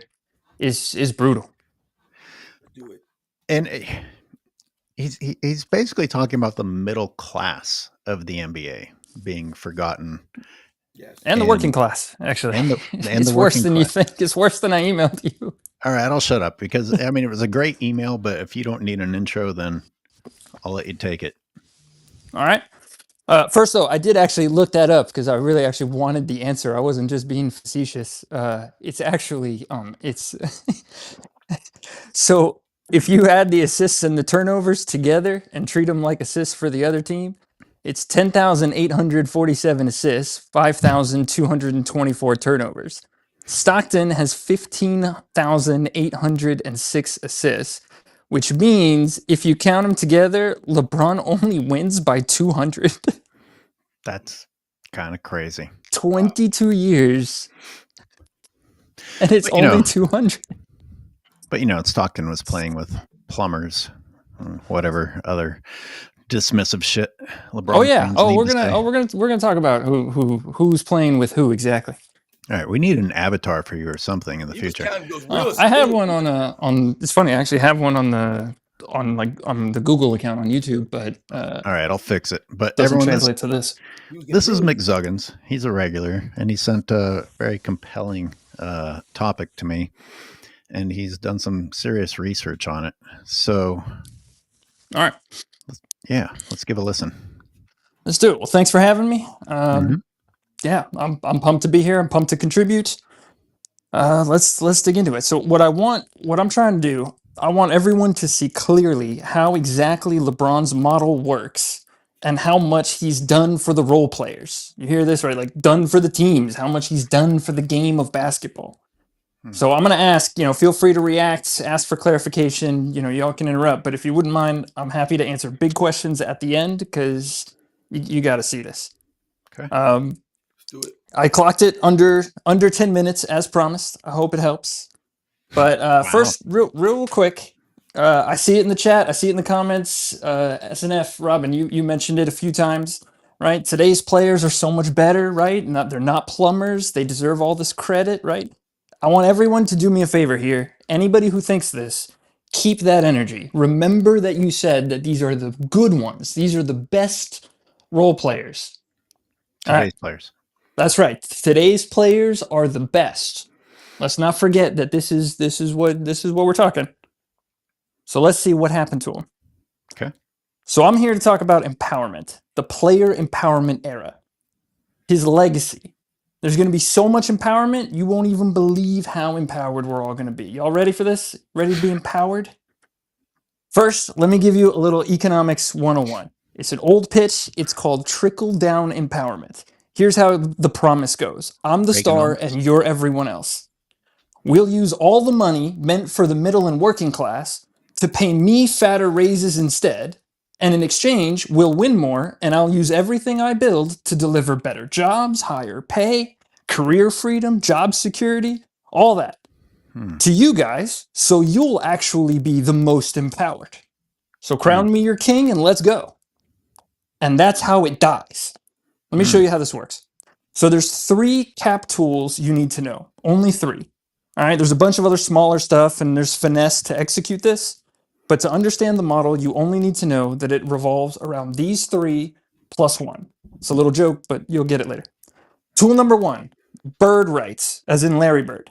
If a player's been with the team 3 years, he can get a raise even if that raise goes over the cap. It's meant to incentivize teams to keep cores together and like reward player development. You know, as players get better, they get more valuable. You can still give them raises. Tool number 2, mid-level exceptions, MLEs. It means that a capped team can still sign one mid-tier salary player per year and still pay less in penalties. The point was to allow some flexibility of like surprises, problems, right? Injuries, sudden availabilities. Tool number 3 is veteran minimums. It's literally just a cash subsidy. After a player's been in the league a while, they get a higher minimum wage. So the league just pays the difference between the vet minimum and like the regular new guy minimum. But basically, glue guys can stay in the league longer, still have a career. We like that. So now the +1. Short contracts. 3 years with a 1-year option or 1+1s. That was the entire Cleveland years were 1+1s. Everything else was 3 years with a 1-year option. That way you can either take the option or you go free agent for a new contract with a raise. So we're clear? Bird rights for teams, MLEs for the middle class, vet minimums for working class and seniors. So let's put it together under King James. How to make a super team.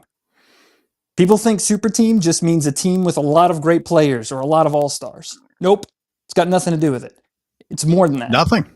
It's got nothing to do with it. There's actually 2 types of super teams, completely different financial models. There's the authentic way. You draft well, develop talent, you use bird rights to keep a core, right? You add key pieces, you invest in coaching, chemistry, you slowly build a team that wins, right? Everybody moves up. Rookies become role players become stars become superstars, right? Everybody plays in a system. It cycles, you rebuild, and it's sustainable. Then there's LeBron's model. Then there's clutchonomics. You sign short contracts, 1+1s or 3+1s, and then ones, forever after. So you're always eligible for a raise as the Supermax cap goes up every year. After 3 years with a team, you get bird rights and, your other star if you're playing 2 stars, which means you can get the annual max raise even if the team is over the cap. But here's the trick. If anyone else on that team stays long enough to get their own rights, they'll want raises too. And that cuts into yours. So what do? You churn the roster. You keep your second star and you dump everybody else. You dump the good ones before they get rights, with very few exceptions, and you dump the bad ones because, well, they're bad. You only sign new guys on MLEs or vet minimums. Cheap deals, 1 year, no strings. By the time they find a rhythm, they're gone. You reshuffle them mid-season, rent new legs for the playoffs, and you reset again in the summer. It's not about building a team, it's about making sure no one stays long enough to cut into your raise. Crazy. The MLE, under Clutchonomics, that's the ceiling. If you're a good role player, your market value is still stuck at the MLE number. It doesn't matter if you're worth more, it doesn't matter if you do well, you won't get it because the system cannot afford to pay you. The vet minimums become your entire bench. You just need empowered, hard-capped, minimum wage gig workers and 1 middle management guy on loan. It's not a new idea, right? Cut costs, find gig workers, run mass layoffs, pay yourself the savings. And why? Because the short contracts let LeBron cash in every year as the cap rises. It's a personal raise. They call it flexibility, but it's a raise. That money never gets reinvested into the team. Win or lose, eventually there's nothing left. So you walk away, and the media blames the bums, the coach, the front office, everybody except you, rinse and repeat, and that's the model. Dude. For the other clutch stars, oh, sorry, go ahead. What's up? No. Go ahead. Sorry. Right. For the other clutch stars, right, they don't have guaranteed media control because they don't have Spring Hill and, never mind all that. But they don't have guaranteed media control, so they can't do the 1 year raise version. So they do the sort of diet version on 3 to 5 year contracts with whatever the Supermax was when they signed up. So if they look bad, they just go elsewhere at the end, or they start demanding trades in the middle of their contract, which kind of, undermines the point of having a contract, but never mind that. So we understand the model, right? So we get how it works? Yeah. All right. So what happens when this metastasizes to 2/3 of the league? Let's see the empowerment.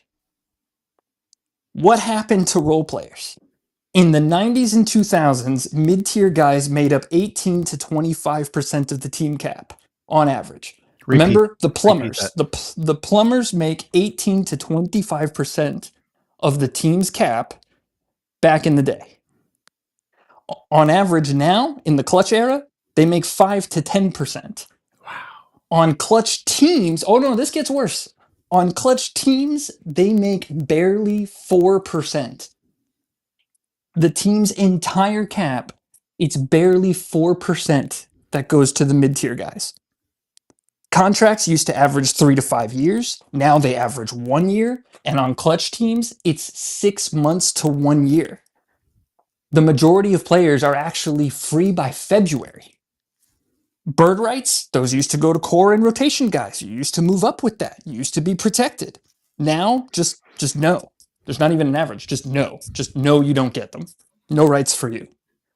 Development time used to take 2 to 3 years to earn minutes. Now, you've got 10 days to prove you're worth a vet minimum, and if you don't, you're empowered right out the door. The roster churn used to claim 3 to 5 guys a year. Now they get rid of 8 to 9 guys a year. That's the average, though. On clutch teams, they burn 10 to 13 players every year, sometimes twice per season. That's 70% of the roster, even if you win a ring. The winning team still gets churned 70% of them to keep this going. The Rockets had a year where it was 20 plus people in 1 year. And it's funny too, because you hear people say like, oh, Lakers are my team. Lakers are my team. Which team? The one in November? The one in February? Mm-hmm. The 2020 bubble team that replaced the entire 2019 group? Or the 2021 team that replaced the entire bubble team? Which team are you talking about? That's great. You're talking about the haves and the have-nots. Oh, they have nothing now. Under this system, anything they used to have, they don't have it anymore. That's why you can't name any of them. It's a pool. They just all trade them to each other every year because none of them want to let the stars, lose their race.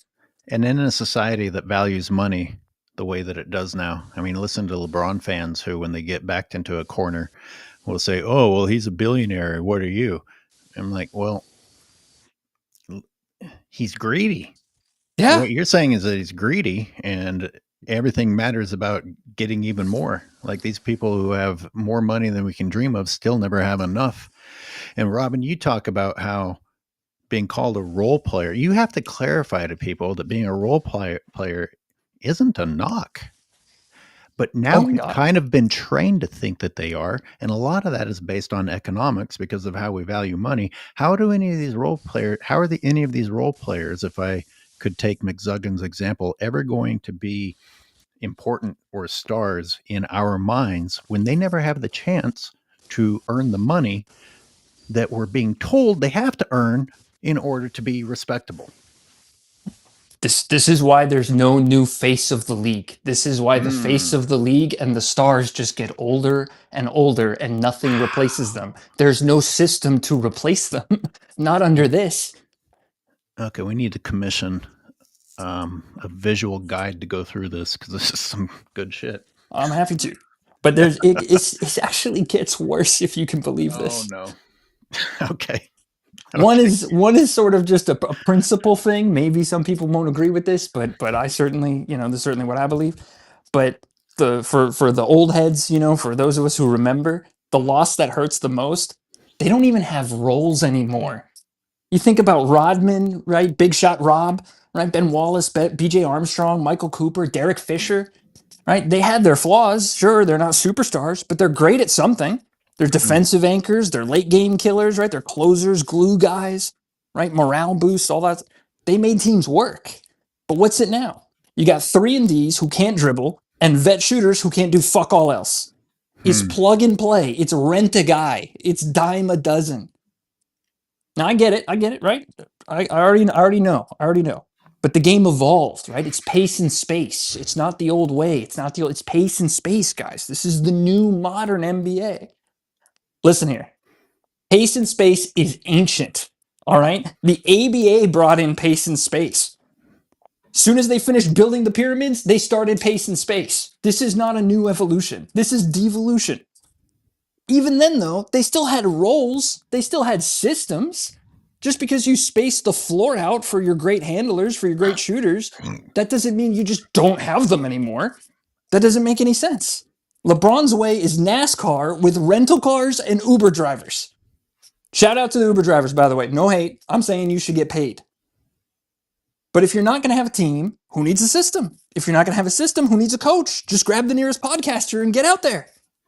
If you have none of these things, you sure as hell don't need role players to have roles. But anyway, so I'm almost done. But I promised you a stat that you've never heard on ESPN. At least not since about 2014, since the guys who tried to warn us, pretty much all got exiled, which is an amazing other story. But here's the truth about clutchonomics. Here's the truth about LeBron's model. It only wins 25% of the time.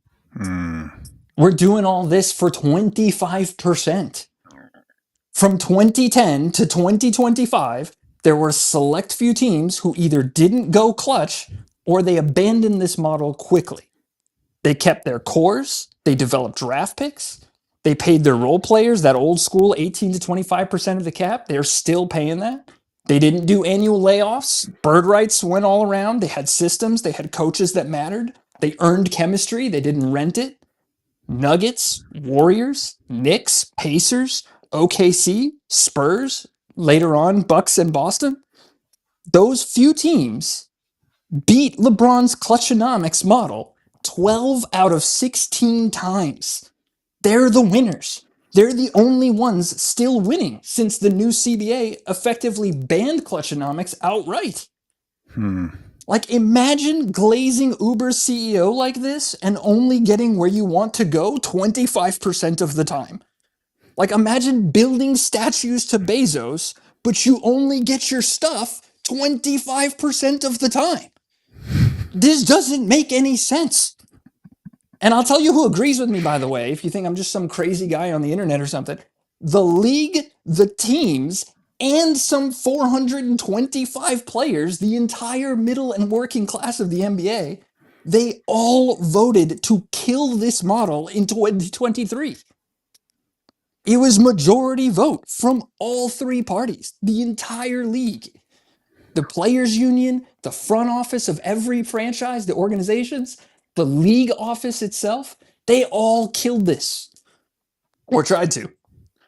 Why? Was a 25% win rate too effective? Was it too empowering to everybody?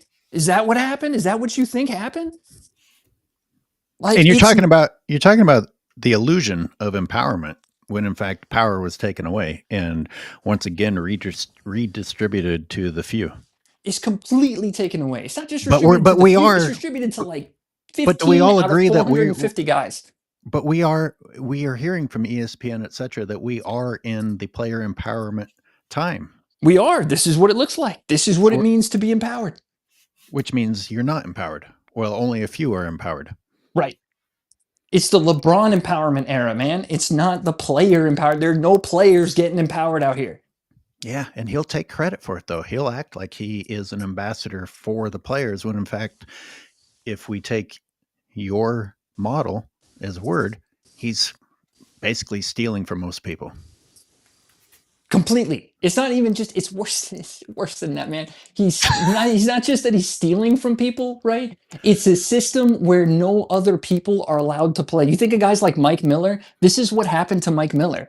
He became more valuable, the better he got and the more important he was to a system, but that number goes higher than the MLE exception, so clutch teams cannot sign somebody like that without cutting into the raise that they need to give to LeBron or to whatever their clutch star is. So he can't play, he can't get paid. He either has to go minimum wage or retire. That's it. Or if he gets really lucky, he can get in on one of those like 5 teams. And LeBron fans turn around and consider him a scrub because he never made that money. That's right. He didn't make that money because of LeBron. That's right. He's not sitting on private jets. He's not the biggest influencer, so he's terrible. Doesn't matter if he wins or not. If you're not on a private jet, you couldn't have been a good basketball player. That's right. But that's the point, right? It's not designed to win. It's designed to kill the team to feed the star. It's parasitic. Whenever it's out of blood, it found a new host and they threw it a parade. But Damn. somehow, every single time, we got the same excuses. And I want you to really hear these put together, because I'm going to ask you something. Remember, I said at the beginning, keep that energy. These are the great players. This is the best, most athletic. These are the best players. Everybody before was plumbers. He had no help, no bench, no depth. He was carrying bums. So-and-so had better teammates, so he don't count. He never had a great system. He never had a great coach. They didn't have chemistry. They didn't have enough time together. That new guy never developed. That front office failed him. Let me ask you now that you understand LeBron's model, now that you understand how this actually works, whose fault is every single one of those things? How is that always the case? Who is the common denominator? Those are the consequences of this system. That's his design. Those are his choices. They're his bonuses. They're his raises. He's the reason. This man, year after year, team after team, destroyed the help to pay himself and then blamed the lack of help for failure. Whether they call you a glazer or a hater, right now, you have to pick a lane. If you think he had help and those narratives are wrong, then he ruined a great thing that we all loved by burying those guys to make a buck like any other billionaire. Or if you think he never had help, the teams were trash, coaches were garbage, front office, all of that, then now you know he's the one responsible for that being true. Either way you look at this, that's how it is. Other teams had help. They invested in the help. And they were out there winning 75% of the LeBron era. How can you call that the LeBron era? So whatever you think happened on the court or whoever your GOAT is, this is what LeBron James did for the game. This is who he empowered. Himself. Period. And we were all witnesses. The end. Hopefully you all are empowered now. McZuggins, that was just phenomenal. That was amazing. Sensational. And I got to say, as you pointed out, the teams that didn't buy into that, I thought about who we considered to be the good guys over the years. Because the NBA felt like good guys, bad guys. Like, basically, LeBron's teams were the bad guys. And it went beyond the fact that you didn't like LeBron James. It's just like something about the way they were constructed versus teams that were constructed in a more respectable manner going up against. It felt like David and Goliath all the time. The rich versus the poor scenarios. It wasn't just that you didn't like LeBron. There was just something gross about the entire thing. Yeah, well, they tried to conflate the two. They tried to make it that super teams are just any team that has a lot of good players. Like, oh, but the Golden State has a super team. Oh, the Bulls were a super team. The Celtics were a super team. How come nobody else has cap problems like this? How come this model doesn't happen anywhere else? Like, it's not. It's an authentic super team and like a Temu super team. That's basically what it is. This sort of. But by the way, were you referencing Reaganomics, or am I just imagining? Oh yeah, but it goes way older than Reagan. The trickle-down economics is one of the oldest, sketchiest plays ever. Yeah. I saw this on Fadeaway World, and I was thinking about talking about it, and it gives me a chance to talk about it because, I mean, tell me if I'm not correct here, but I feel like it plays into what you're saying about, hey, as long as there's a bunch of great players, then it means super team. I don't like Kevin Durant, but let's understand that saying this headline says that Durant and LeBron ushered in the super team era. 6 fucking years went by between when LeBron did it and Durant went and joined the Warriors. 6 fucking years. That's the better part of a decade. How do they get lumped into they did this together?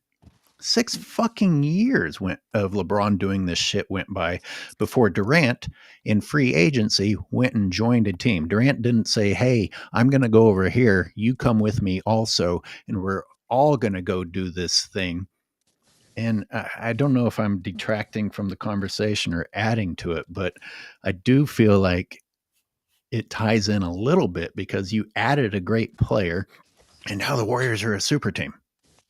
Yeah. Well, the Warriors did. It was 2017, I think. The Warriors did like flirt with it, and then they immediately abandoned it What do you because mean? they'd have to get rid of half of their role players to keep it going, and they chose not to do that. And so Hmm. they let it walk. They're just like, no, that's all right. You can go. That's, you know what I mean? If you threaten to go, at some point somebody's going to call your bluff. So the stable team actually went fine. That was the only that was that little Kevin Durant thing was actually the only time that the Warriors even ran into any kind of second apron problems or anything. Hmm. Like they're still not having those problems. Like they're moving like the CBA, like banning this model from second apron teams. They're moving like none of this ever happened. Like they didn't change anything. They didn't dump people. They didn't have to like. You don't see them in like 7-way trades trying to get unstuck. Like they're fine. They're fine. They're doing it the old way. They're doing it the authentic way.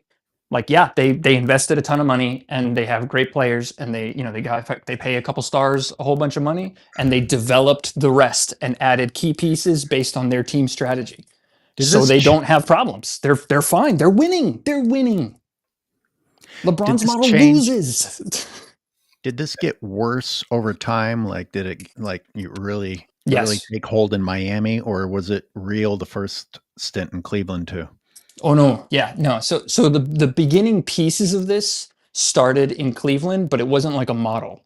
Like the moves that they made, they're like moves out of desperation. They're trying to please LeBron. They're trying to, keep him there, make the moves. This is their ticket, to more visibility, right? They're the Cavs. So before that, nobody cared.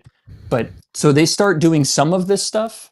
It's not enough, but it doesn't really matter because there's a whole backstory to this, but the 2008, right, at the Olympics, right, they meet, they talk about this idea of a super team.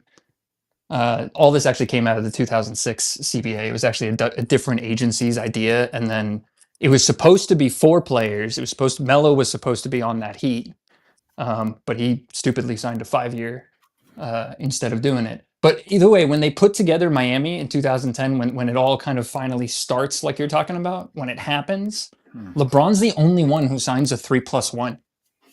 Everybody else signed 5 years. He signed a 3+1 specifically so he can do that. And if you have too many other stars, they eat your lunch. Pat Riley's not playing ball. They still want to do a system, right? No cookies for you. He doesn't like that. So he goes back to Cleveland on 1+1s to Jesus. have all the cookies he wants, not have the other stars to eat that cap, and proceeds to build the model. Then the model works, then it spreads, that gets all the media attention, that gets all the clicks, right? That gets all the likes, the follows, the comments, right? All the engagement. It doesn't get subs. I mean, you have more subs than ESPN Plus at this point. Like, I mean, it doesn't actually work. That's why everyone's getting laid off now. But This is yeah, that's how it's spread.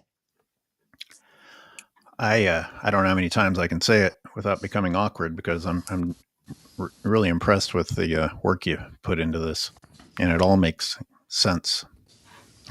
Robin, you want to respond? You got a gut reaction to this? Well, I think the main point that I'm getting from this and what he's highlighted beautifully here with his presentation is the fact that through all these things that LeBron James has been able to do, this is off the court stuff that he's been able to do. He's been able to sit there in his ivory tower, make these decisions, move this guy here, sign these guys, get this money. So even though all that's going on, we just talked about all the advantages he has on the basketball court. He can travel, he can carry with the basketball, he can offensive foul up and down the court. His team gets a plus 500 from the free throw line. So with all of those advantages that my man McZuggins just explained off the court as far as the financial gains and the players that they'll be able to manipulate, like he mentioned, I did a video once a while back. Go look how many players are on LeBron James's rosters from the beginning of the roster to the end of the roster, the end of the year. You're talking about 30 players sometimes on some of these teams. That's insane, the shuffling that he's been able to do. And through all of that, he still loses more often than he wins. That's why we highlight the 4-6 record.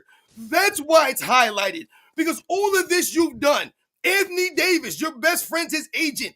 He requests a trade, happens to land on your team, saves your life in LA. You get another championship, man. My God, all of this, still losing record. Insane. And he played the victim during all of that, sitting in his ivory tower doing all of this, and he has the nerve to play the fucking victim. Yep.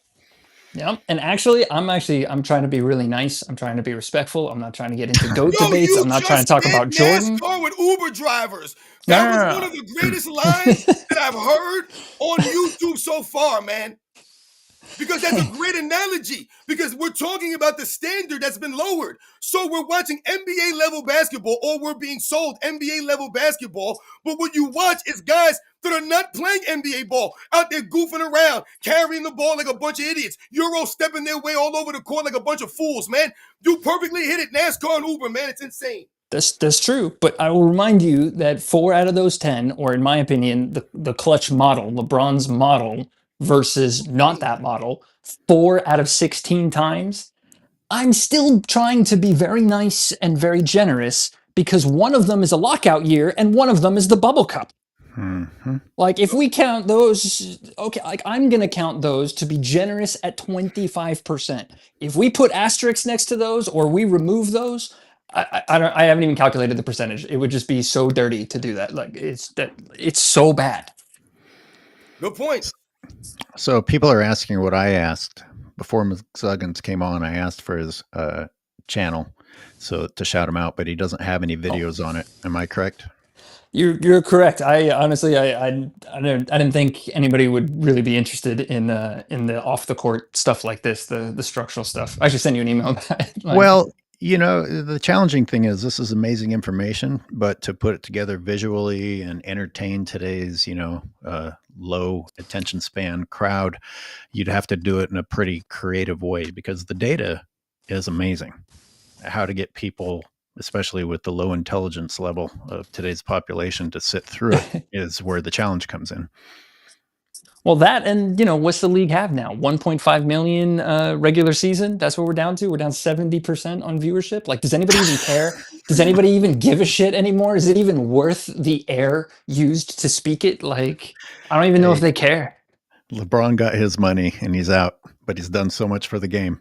He's done so much for the fuck. So much for the game, bro. I'm so empowered. You're so empowered. We're all so empowered. I can't thank that man enough. How empowered we I have feel. to talk ourselves into watching a sport we love now. That's what LeBron's done. Have you ever listen? I joke with my wife about this. Have you ever seen, or has anybody in the chat ever seen any Riff Tracks fans in this?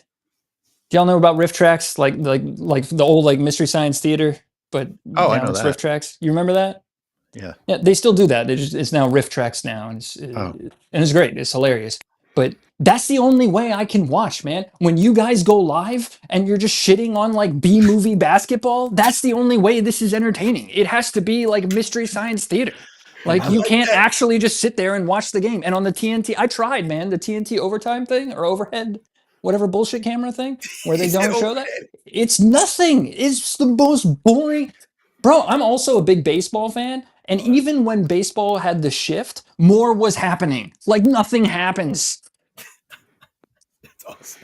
Nothing happens and they lose. And I'm supposed to think this is the greatest era of sports. That's awesome, man. This is great. Yo, see, that's a video right there, man. Are you kidding me, McZuggins? Come on, man. That was sensational. I thought you spoke very well in your presentation. That's not easy to do, man. So much respect to you, man. Like I said, man, that was good, man. I appreciate it. I'm considering it more. I'm gonna go back, check out what the chat said and stuff, see if people would be interested in that. If not, I'm happy just to keep feeding you guys the ammo and y'all can just go and destroy it. Well, see, you leave me feeling like I need to go make a video out of this because it's really good. Bro, I'll send you it. I'll send you the stats. I'll send you the tables. I'm not going to. You do whatever you like. I'm not trying to be selfish with it. Here's the point. I'm not going to. I've got like 90 projects that I haven't finished. I'm just saying that it's worthy. Hang on, it's so worthy that I feel bad that I'm not going to make a video about it because that was amazing. I'll just clip it from your live. One little thing though, something I see in chat that because I've seen this before when we talk about this, the viewership number, right? The viewer, like, oh, it's not that low of viewers, right? Because streaming services and stuff like that. almost every other sport is up on the same viewers, even with streaming platforms. The NFL is up. The NFL's up by some crazy number. NHL hockey is up by a little bit. It's stable, but it is up. Baseball's kind of goes up and down now that they banned the shift. It's heading in the right direction now. But you can't use streaming services as an excuse, man. Everybody else got streaming services. Nobody else is down 70%. That's no. That's right. Tell them, Zuggins, it's true. No. I mean, it's just The no. NBA's up. Christmas is our day. For real. And if you notice, the ads get worse, guys. The ads don't lie. The commercials get worse because they're spending less money, so they spend less. Like, it's not complicated. Like, it's just down. Otherwise, alternatively, it's so up and it's doing so well that the league just voted to kill this. That's the alternative. The alternative is it's so good and it wins so much and it brings so many people to watch that they killed it for, I guess, no reason. I don't know. That argument doesn't make sense. McSuggins, I want to thank you for an excellent presentation. And I appreciate it, man. Thank you guys for having me a ton. From what I've seen in the chats, it was well received. I'm glad. I hope so. I hope when you hear these excuses, everybody, for the rest of time, when you hear these excuses, just ask whoever's saying it, and why is that?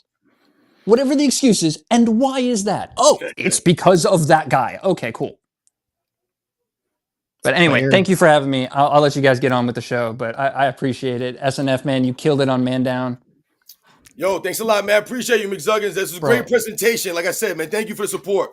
Bro, loading up his Super Soaker, I'm crying, bro. That's lethal. Anyway, boy. Thank you guys very much. Thanks, man. We'll see you on a future episode. Yes, sir. For real. All right. Sounds like I need to be caught up with Super Soaker thing. I don't know what happened. Oh, no, I was on Man Down Sports, and we were just talking about what we mentioned earlier when we started off the chat about Jeff Teague and the weapons. And I said, what is he loading up his Super Soaker?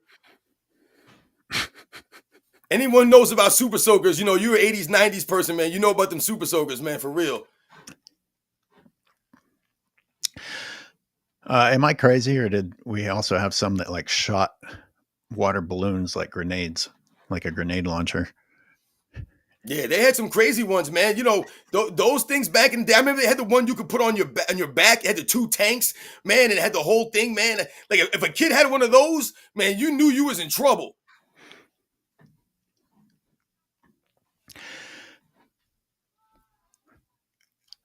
If I were to summarize that, and that's not going to be easy to do, I'm going to say that this player empowerment era is an illusion. And once again, it was empowerment of only a few while making the rest suffer, while the blind sit there and clap for it. Yeah, absolutely. His delivery was great too. I mean, that's a lot of information to have to put into a package because there was a lot in there. Yeah, absolutely. Like I said, I thought he did great presenting it, and like I said, giving us, he basically broke down the details, like I was saying, off the court of the things that we kind of notice on the court. Because, when we talk about LeBron James and not playing in a system, we also talk about the lack of consistency, which goes to the 4-6 record. You can't have a consistent play style on the court when, like McZuggins saying, you're shuffling players in and out of your roster. So ultimately, LeBron James has been low IQ and has never failed to realize that all of that shuffling, trying to get these guys like Richard Jefferson and the J.R. Smiths and the Iman Shumperts, the guys like he mentioned, Mike Millers and the Shane Battiers, these kinds of guys that they were kind of adding on to these rosters at different points in time to help him out. Those guys were key members, but these are the players he was talking about, the veterans out there that was on those kind of contracts that you can get rid of these guys just when you might be able to get something, or these guys were starting to develop something, with the team. They never had that kind of stuff. So the team is never going to be that. They're inconsistent. Lomo with a super says, my favorite trio, AOH, Sports and Fitness Rants, and Jim. You should have one episode without mentioning Lacheat. Be positive. Even with all the BS served to us, just ignore it. Jim's research is really interesting to me. Cheers to McZuggins as well.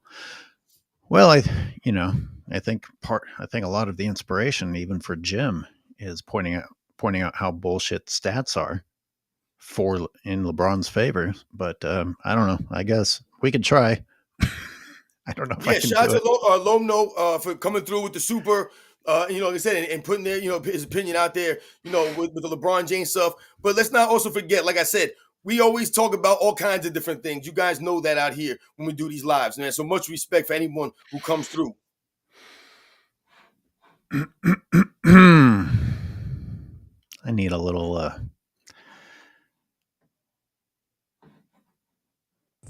blast from the past real quick. Yeah. That's how we've been doing. We've been doing all day, man. We've been straight rolling out here.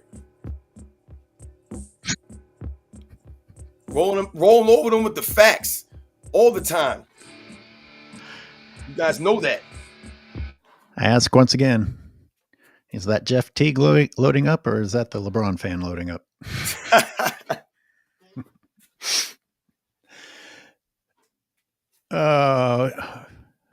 Viewers, you've been great today. It's been a great show. I've got more, but maybe we'll end on a strong note. Robin, you want to stick around, or should we wrap it up tight and put a bow on it? I can go for another 10, 15 minutes if you want to do it. All right. Let me throw another graphic up on the screen then. All right.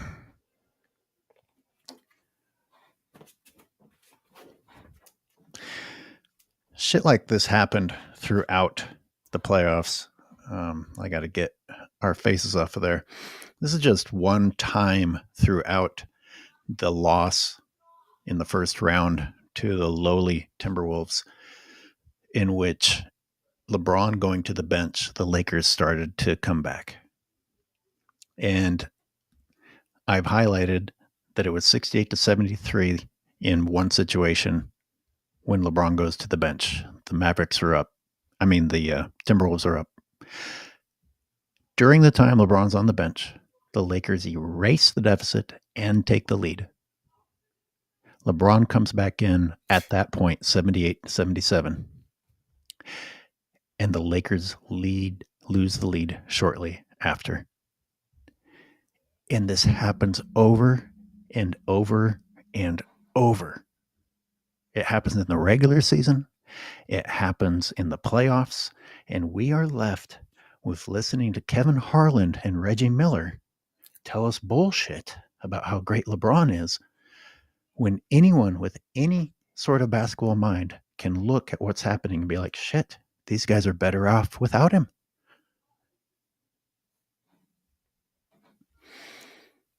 Yeah.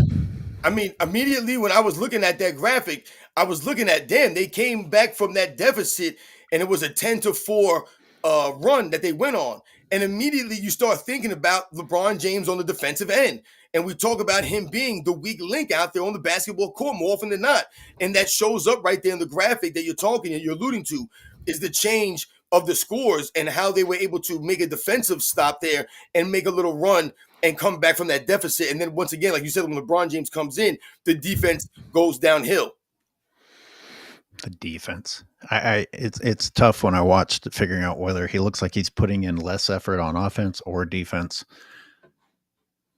And remember, they're always talking about his voice. They're talking about what he does talking on defense. Oh, it's his voice on defense that gets everybody in the right positions. But the Lakers are not formidable on the defensive end. And when they were good or solid, it was because of someone like Anthony Davis being that guy to back up these guys. They did mention one thing, like, oh, Luka, last year's scoring champ. I think the detail was lost on me that Luka was actually the previous season's scoring champion. And then that year, he was suddenly like one of the worst players in the league after they needed somebody to blame for what LeBron did. And if anybody watches that series that I did, you need to understand, I'm not defending Luka, but the more you watch it, you're like, Luka's running around more than LeBron. And Luka may not be a good defender, but he's trying harder than LeBron. Yep. Consistently. And then Luka's carrying the burden on the offensive end too. It just doesn't add up that you get to say that that's the guy that's out of shape. LeBron's got his roids and his gym muscles and everything, but he's not moving. Yeah, it's so funny how they expect Luka Doncic to all of a sudden be some kind of defensive guy and be some kind of like great two-way player when he was never known for his defensive abilities like that. That's not what his game is. He was never that guy. So they expect Luka Doncic to be something that he's not, to do more than he's capable of doing in essence for LeBron James. Because remember, this is all about how you make LeBron James look good. And you got to play the defense for LeBron James out there in the court. But like you mentioned, we still saw Luka Doncic getting back across half court more often than LeBron James did. We didn't see Luka Doncic lollygagging as much as we see LeBron James on defense. So LeBron James, the guy they keep telling us is, keeping himself in shape, spending all his money on his body. But when we watch him on the defensive end, he's just standing there. He's not even playing help defense. He literally will watch guys dribble right past him. He won't even put a hand out. That's what we see him do. But then they'll talk about Luka Doncic not being in shape. It's weird. Well, you saw the help that he offered Maxi Kleber on that play. Exactly. Lack of help defense. And I just grabbed that. I just chose that one out of a never-ending supply of things I could feature on this show every week. I mean, what LeBron supplies in the form of evidence against him is relentless. Anyway, Real Siberius is resurrecting the super chats. I think people were truly enthralled with what McZuggins was saying and just listening, which is great. I'm glad to hear that. Now we'll get back to this. Forgive me, I am buying some more advertising. Oh yeah, time. 15 videos up, and I think this crowd would enjoy my content. Channel is at The Real Siberius. Basketball and life are my passions. Thank you guys. Okay. Good enough. Happy to let you buy advertising here. Real Siberius. Yeah, shout out to Real Siberius. Thank you. Coming through. Jessica McKenzie. It's crazy the NBA killed their ratings for a wannabe GOAT who doesn't even have a bag. And wasn't the idea of getting behind making somebody the next Jordan, even if he wasn't, in order to save ratings? And it really backfired on him. Yeah, shout out to what was that, McKenzie? Said Jessica McKenzie for coming through with the super. And that's a great comment because, when we talk about LeBron James and him being the face of the league and, how they promote him, and then you talk about what you see on the basketball court, what you actually get from him, it's an embarrassment to the standard of the NBA. So it's like, why would we get behind this, or why would the NBA continue to promote this stuff and allow these things? But this is what they do. Remember, Kenny Jeff Smith said he's the second best player in the league. So according to Kenny Jeff Smith, that's the second best player in the NBA. That's how bad the league is right now. LeBron James standing around on defense and load managing and lollygagging and flopping around, having zero impact on the game, going out there shot jacking. And like I said, not helping his team on both sides of the ball win games, man. He's the second best player in the league, even though he has a negative, 90 whatever he had, or negative whatever he had this season. That's the second best player in the league. Renee has subscribed to Siberius. People are here for you. Marty Moose says those final breakdowns of LeBron playing the 5 are hilarious. LeBron 100% deserves blame for that series. When you stop and, I mean, I could do this for so many games where you're like, Jesus, you can't, your team's trying to keep you in it, and you turn the ball over and keep chucking up the shots that don't go in. I don't know. We've said this so many times. How many different ways can we say it until somebody actually says, okay, wait a minute, I have been buying into a lie. If you don't want to hear, as a human being, a problem with our brain is that if you don't want to believe something, you can figure out ways not to believe it. These people have to come into it on their own. Exactly. I say the same thing too. I always say, like, LeBron James, for as great as he is, he never helps his help him. He doesn't help these guys help him. And what I mean by that is he's never putting these guys in the best positions that they could be in so that they can be successful. So they're always forced to change their games. That's not helping them. And ultimately, that's not helping LeBron James. If Chris Bosh has to change his game, if Dwayne Wade has to watch tape of Michael Jordan playing in the triangle system, playing off ball, like he said he did after the 2011 finals, if all these other guys, Kevin Love and Kyrie Irving, everybody, Luka Doncic, Anthony Davis, everyone's got to change their game and figure out how to best help you on the court to make you more comfortable. They have the burdens on them. How are they maximizing themselves? How is that ultimately helping you? It's not. So those guys are never going to be the best version of themselves playing alongside LeBron James, which goes to the 4-6 record. Absolutely.